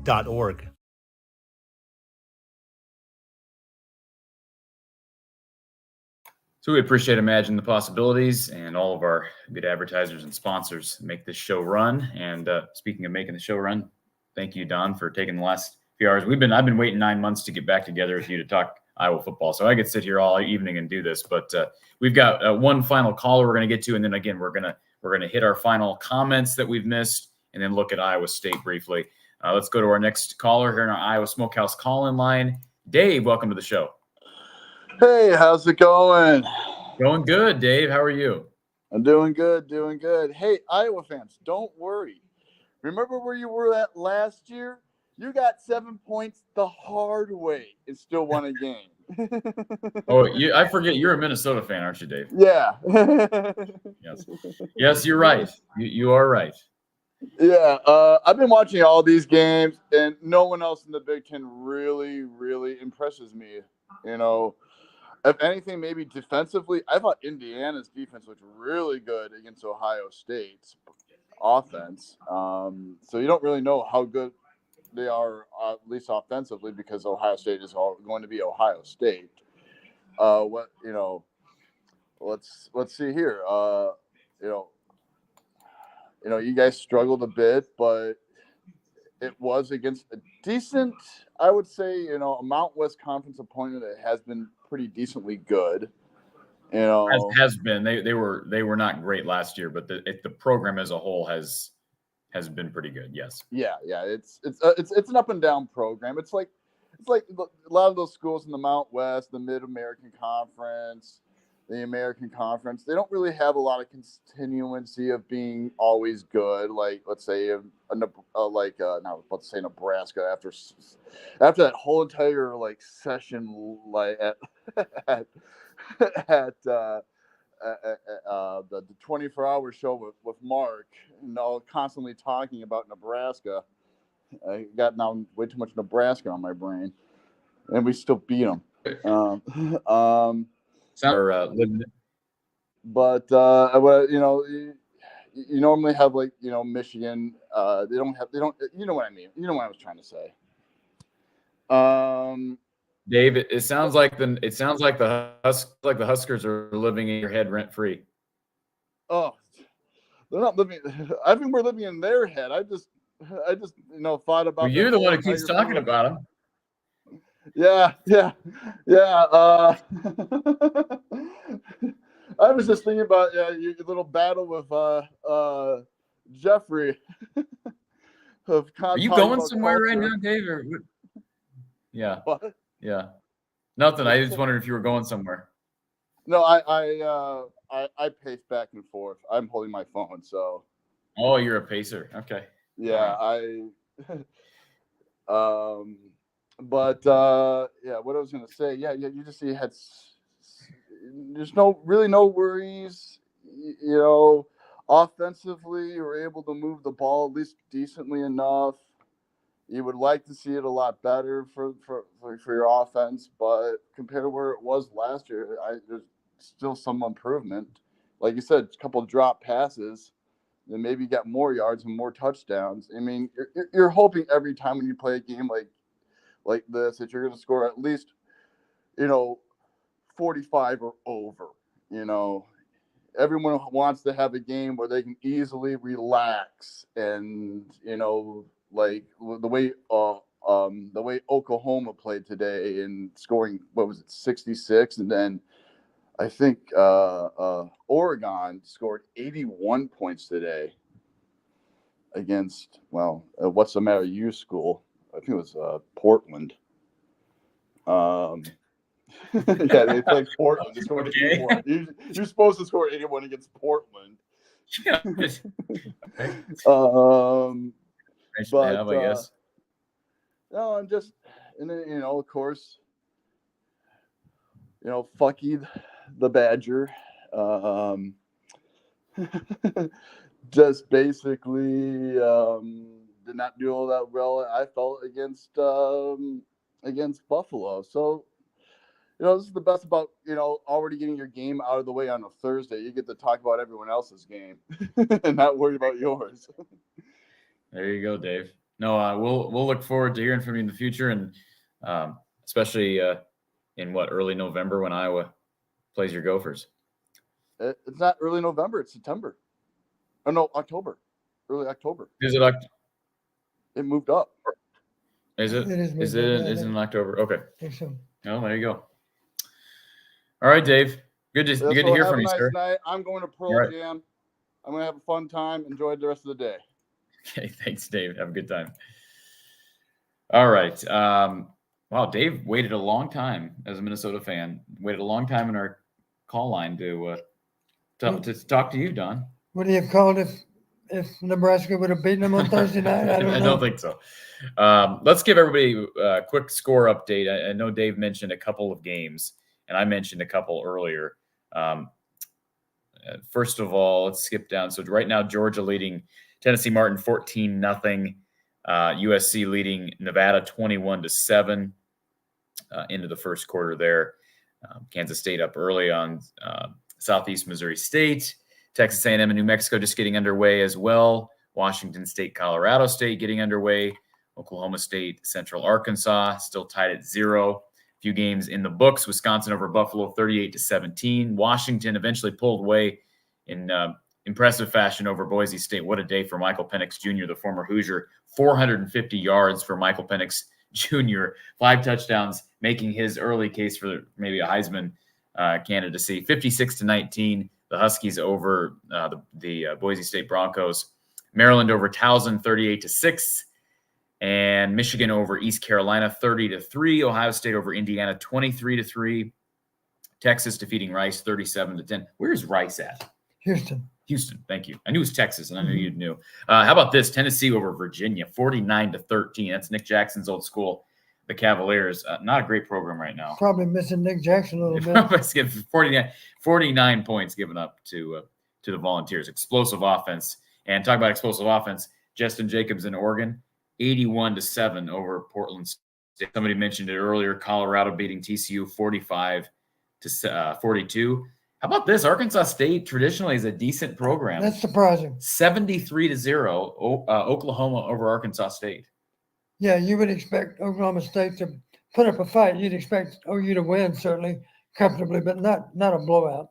Ole Miss over Mercer, 73-7. Kentucky over Ball State, 44-14. We mentioned Purdue getting upset by Fresno, 39-35. How about this upset over a Power 5? Northern Illinois beating Boston College in overtime, 27-24. Iowa State did take down the Northern Iowa Panthers 30-9 over in Jack Trice. Auburn dispatched UMass quite easily. Cincinnati over Eastern Kentucky. So not a lot of, as far as surprises, and this was kind of a soft week 1 schedule, Yeah. If you will. But a couple things in the chat before we get to Iowa State. We're going to talk about Iowa State. Kyle says it was odd to see pass blocking reasonably good, run blocking so horrific. Maybe that's a little bit of hyperbole saying it was horrific. Yeah. But is that surprising that we saw kind of a contrast with run blocking versus pass blocking? Because they did seem better in pass protection. It seemed that we made the most improvement with pass pro versus run blocking. Maybe so. You know, some players are a little better geared for one versus the other. I don't know where our players stand in the O-line in that regard, but the goal, of course, is to be equally capable as a run or pass blocker, either one. Kelly Harmon Severson. Looking forward to following you this football season. Lisa's sorority sister, Kelly. Yes. There you go. I do know Kelly. Kelly giving you a shout out. Hawkeye Howard says, comparing himself to Deacon Hill, he says, I am 6'4", 256. So, well, okay, Howard's got a shot to make our depth I was chart. going to say, at quarterback, not anywhere else at quarterback. Appreciate this from Grain. I hope I'm pronouncing your name correctly. Thanks to your relationship with Tom Kakert, I'll be a regular observer. Don has always been one of my favorites to listen to. Had never heard of this show until Tom mentioned he'd be joining you. So thank you, Grain, for coming over here. And be sure to tell your friends, yes, Tom going to be a great asset, being able to get Kirk's perspective after the games as well throughout the season. Larry says, why doesn't anybody question George Barnett? I had a 10-minute conversation with George Barnett, but you know, there's only so many things you can say to a guy who's been here just 2 years. And, you know, ultimately, Kirk Ferentz is an O-line guru. Brian Ferentz is a former offensive lineman. They've had a lot of cooks in the kitchen. This is not just fall on George Barnett, and they were not great before Barnett got here. Certainly, if this line does not pan out like Kirk expects it to, then his job should be in jeopardy, as should Brian's. I mean, that's just how this is how it works, right? Am I right about that? Yeah, the feedback we've both gotten feedback indicating George Barnett is the right guy for the job. Kirk has said that. I've gotten feedback that pleased me simply to know George Barnett is the right kind of person to be coaching college football. By that I mean he understands that you build players up, you don't tear them down. You know, your great coaching can be defined this way. You can inspire players, at least this should be your goal, inspire players to play better than what they could imagine. Now, that's hard to do, but that's your goal as a coach. Every now and then you feel like you get that done, and it's a great feeling when you do. But that's your goal, and it all starts with being a positive role model for your players. You know, not being verbally abusive to them. Most players do not respond to that very well. So you build them up, you don't tear them down. I learned that from Hayden Fry. Kirk Ferentz also learned it from Hayden. That's the kind of guy that George Barnett is. He's going to coach them hard, but he's going to let them know that he's with them through thick and thin, being disrespectful toward them because that's not what they deserve. Jack, thank you for becoming a premium member here on the channel. If you want to do that, click the little join button next to the channel name here on YouTube. Thank you, Jack. And Hair Trigger 83 says that thinks the issues today are fixable. I think we've talked about that. Certainly some of them drops are fixable. Absolutely. And you know, the run game, there's certainly a lot of these things are fixable. Now, how quickly can you fix these things? And are they fixable in season, right? Game one is always a mystery. There's always surprises in game one, in part because you know for sure how the other team's going to play. But the beauty of game two is that we have video from today on Iowa State. So we're going to have an idea of how Iowa State plays as a result of today. They'll have a better idea of how we play as well. But that's what the challenge is during the week. It asks the coaching staff to accomplish more than Iowa State does. You know, that should be our goal this week, and I'm sure it is. Mark says it seems Logan Jones did good at center. How do you think he did? I think he did okay. It looks to me like the gun snaps were good. I didn't see many off target. I think Walker. So if he's had a problem in the past, it might be with a little bit of inaccuracy in the snaps. So I think he's well on his way to having an outstanding slumps last year. He's going to play better this year. You can bet on it. Tyson says Colorado had 70 new players and beat the number 17 team in the country doesn't mean anything. Again, difference in Power 5 versus First off, G5, but what makes you think that TCU was the 17th best team in the country? preseason rankings. Yeah, I mean, doesn't mean much. No. John says dynamic duo is back. Thank you, John. Impressed with Higgins and Eric All's blocking. Any update on Xavier? We talked about that earlier. Sounds like just cramping. He should be good to go, especially, well, it's going to be hot next week. So there's going to be a cramping risk next week as well. It's going to be a mid-afternoon start as well. So we'll see if the forecast changes. Brian says, we load the box on offense. Maybe try to spread teams out a little bit. They did go 14 personnel a couple of times. They're just so stacked at tight end. Is there a risk for falling for maybe trying to do too much because of the strength at tight end where you don't spread out enough and get the ball outside? Well, let's face it, extra tight ends typically relate to heavy formations. Not necessarily, but the tight ends that we have, Eric All is a logical guy to be flexed off at times, to be in a slot receiver position. But the tight ends in general are built to be attached to a tackle or in a wing position off of a tight end or off of a tackle. So nothing against heavy personnel, tight end personnel, but we also need to just really give a lot of thought to all the formations, how we can best utilize them. 10 personnel, of course, it's not hard for you, Corey, to pick 4 receivers that you'd like to see on the field all at once. Well, let's talk about what we can do with 10 personnel. It doesn't have to be necessarily a double slot formation. It can be a lot of 3-by-1, 3 receivers to the wide field, 1 receiver into the boundary. That can be a dilemma for teams as to how to defend that. So we just need to investigate all those formations, and we need to make a sound decision. These are the formations that are best suitable for what we're somewhat confident that Iowa State's going to do next weekend. And then we go from there. That's how you build a game plan, is to investigate all possible formations. They can be heavy on tight ends. They can be heavy on wide receivers. You should look at all of them. And that's why the games are a week apart, is they give you some time to get that stuff done. I saw some clever comments about the scoreboard. Hair Trigger says the scoreboard was just confused because we scored 2 early touchdowns. David says the scoreboard software is not designed to handle 14 points from the Iowa offense. Darth says if the water is brown, drink it down. If it's black, send it back. Okay. Wow. Penelope says, thoughts on Cade McNamara? We talked about him. Solid, right? I mean, he's dealing with an injury. I don't think he made a statement for Heisman. I saw somebody make a comment here in the chat about, thoughts on him for Heisman. Let's just focus on Cade being the best quarterback in the conference. Let's start there. Yeah, he was solid today. Infin says, I live in Dallas, couldn't agree more. Metroplex does not care about college football.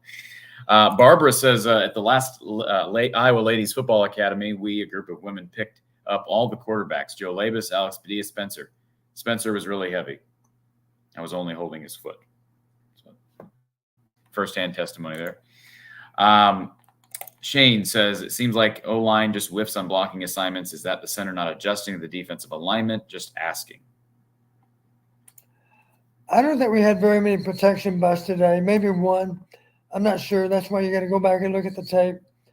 It looks to me like in general, people knew who they were supposed to block. And in general, they did a decent job of keeping them out of the backfield. Cade got hit a few times pretty hard. But our goal is to keep him clean, and we certainly have room for improvement there too.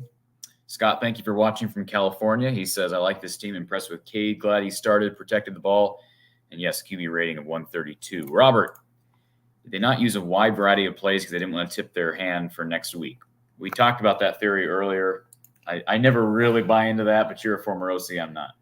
Well, some OCs do that, but I'm not sure that ours do. I'm not sure that we're doing that now.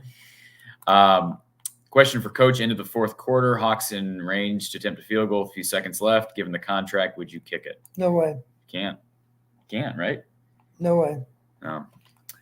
I think Brian would have been embarrassed if Kirk even thought about kicking it. Yeah. Because it's the wrong play at the wrong time.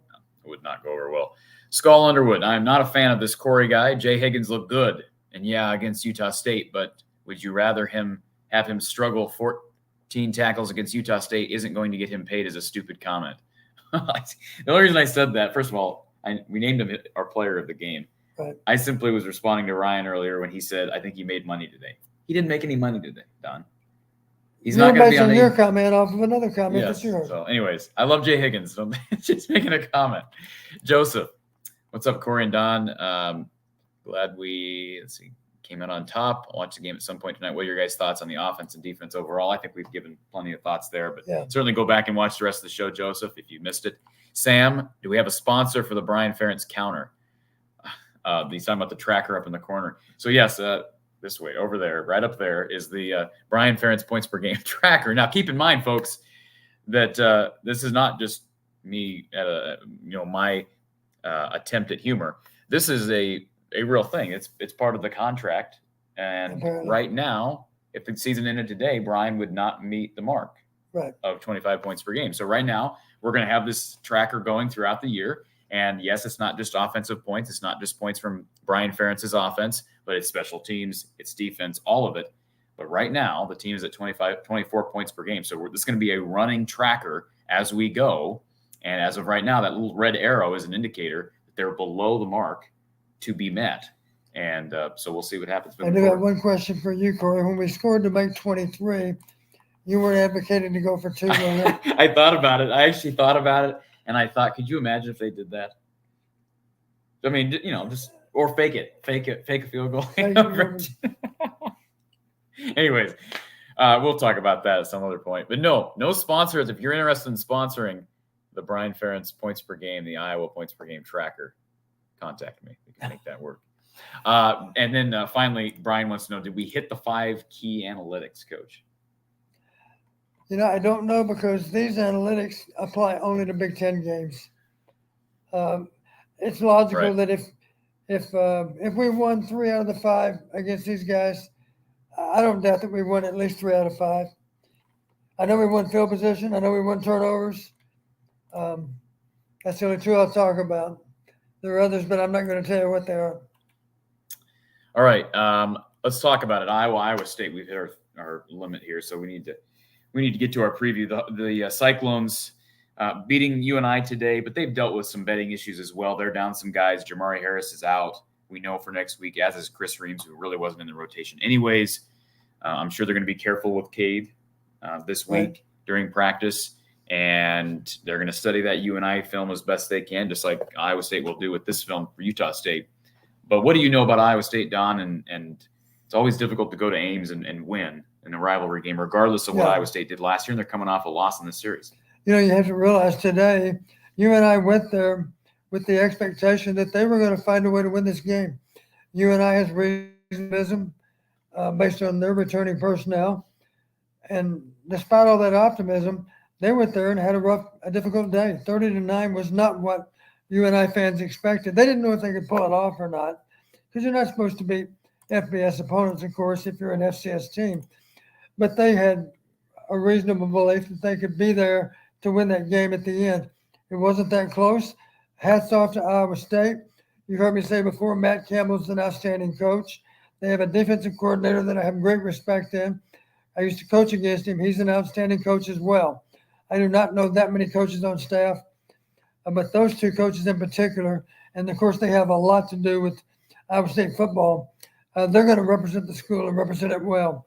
So the challenge is for our coaches to be sure we're ready for a buzzsaw next weekend, to be sure that we can accomplish improvement from game 1 to game 2, because that's going to be the goal for Iowa State to do the same thing. We have to improve. We have to be better with our run blocking, have to sustain blocks better as it relates to the run game. The backs have to do a better job of breaking tackles. John Haycock is the defensive coordinator I was thinking of course. But they have good coaches, and they want to win as badly as we do. Their fans want to win too. It'll be a tough environment for our players. We need to start fast and discourage some of those fans. If it's a warm day, maybe some of them will be so discouraged they'll decide to go somewhere else. That would be a lot to ask for, because I would imagine those Iowa State fans are going to be right there helping to support their team right to the bitter end. But we have had a good record against Iowa State. Kirk has has demonstrated that he's able to beat some teams with consistency. A couple that come to mind: Minnesota, Iowa State, Nebraska, to name three. We've had good success against those teams, and there's no guarantee that that'll continue. But you can bet that the coaches know what buttons to push, and we're all excited about what's going to happen next weekend because, as I always say, that's why people pay good money to watch. They don't know for sure what's going to happen, and we all have that same anticipation for the game. I can promise you this: the guys on both sides of the field are going to be giving their all, and it'll be a lot of emotion involved with the game, and that's what makes college football such a great game, is because there are only 12 opportunities in a regular season, and then after those 12 are done, if you're lucky, you have a 13th or even a 14th game. But if not, you got to wait another 9 months to find out what the feeling is when you're able to beat someone you're not supposed to beat. And make no mistake, Iowa State is going to look at this tape against Utah State and probably see some of the things that Utah State was able to do offensively, even though they didn't score a lot of points. They were able to break off some nice runs there in the second half. They got the ball out of the pocket quickly. And if I'm Iowa State, I'm paying attention to that specifically because they got a couple of young guys in J.J. Cole and Rocco Beck. Yeah, you want to neutralize our pass rush. Absolutely. And the defensive line is obviously deep. And so I would not be surprised to see some quick hitters. A couple notes on their staff. Deion Broomfield, their DB's coach, was the DB's coach at Western Illinois back in 2016. Well, did not know that. And so the connection there to your you're the winning. Aren't you like the winningest head coach in Western Illinois history or something like that? I don't know about that. I think I'm a couple of wins shy. And then Nate Shieldhouse, former Illinois quarterback, is the offensive coordinator now. He's been on the staff for a long time. This is his first year as the Iowa State offensive coordinator. So there's a Big Ten connection. He knows all about Kirk Ferentz's Iowa teams. And I believe his dad played at Iowa. Nate's dad? I believe so. Okay. Don't quote me, but I believe so. Okay, we'll have to look that up. But he was a really good quarterback at Illinois back in the 2010, 11, 12, somewhere in there. So we'll look forward to that next week. And again, Iowa State always seems to have something. They pull something out of their hat in the passing game. I think a few years back, double pass. They typically figure out a way to hit Iowa for a big play or two. And typically it's can you sustain it that game next week. It's going to be a bit of a revenge game from 2 years ago because remember, Iowa State had a lot of hype around that team when Iowa went to Ames last. Iowa came in there and made Brock Purdy and that offense look silly at times. I believe for Brock and then ended up getting pulled for Hunter Deckers. Deckers is not a part of this team this year with the betting stuff. And they're a young green group, but they're well coached. And like you said, John Heacock is going to bring it defensively and make things difficult on Iowa's run game again. Yeah. If Iowa runs the ball well against Iowa State, I'll be encouraged. If they can, eclipse the 150-yard mark, I'll be positive. Yeah. And we'll be pleasantly surprised because that's not a given that we're going to get that done. They're going to be trying to stop us. And of course we have to clean up our mistakes too. And we're going to do that. And it'll be a lot of fun to watch it all unfold next Saturday.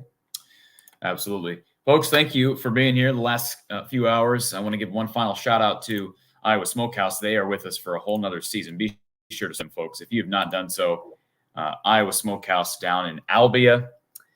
Check out their awesome products, and including their steak bites, their beef jerky, their awesome products. Again, use the code Hawkeyes at iowasmokehouse.com. Let's get rid of that banner.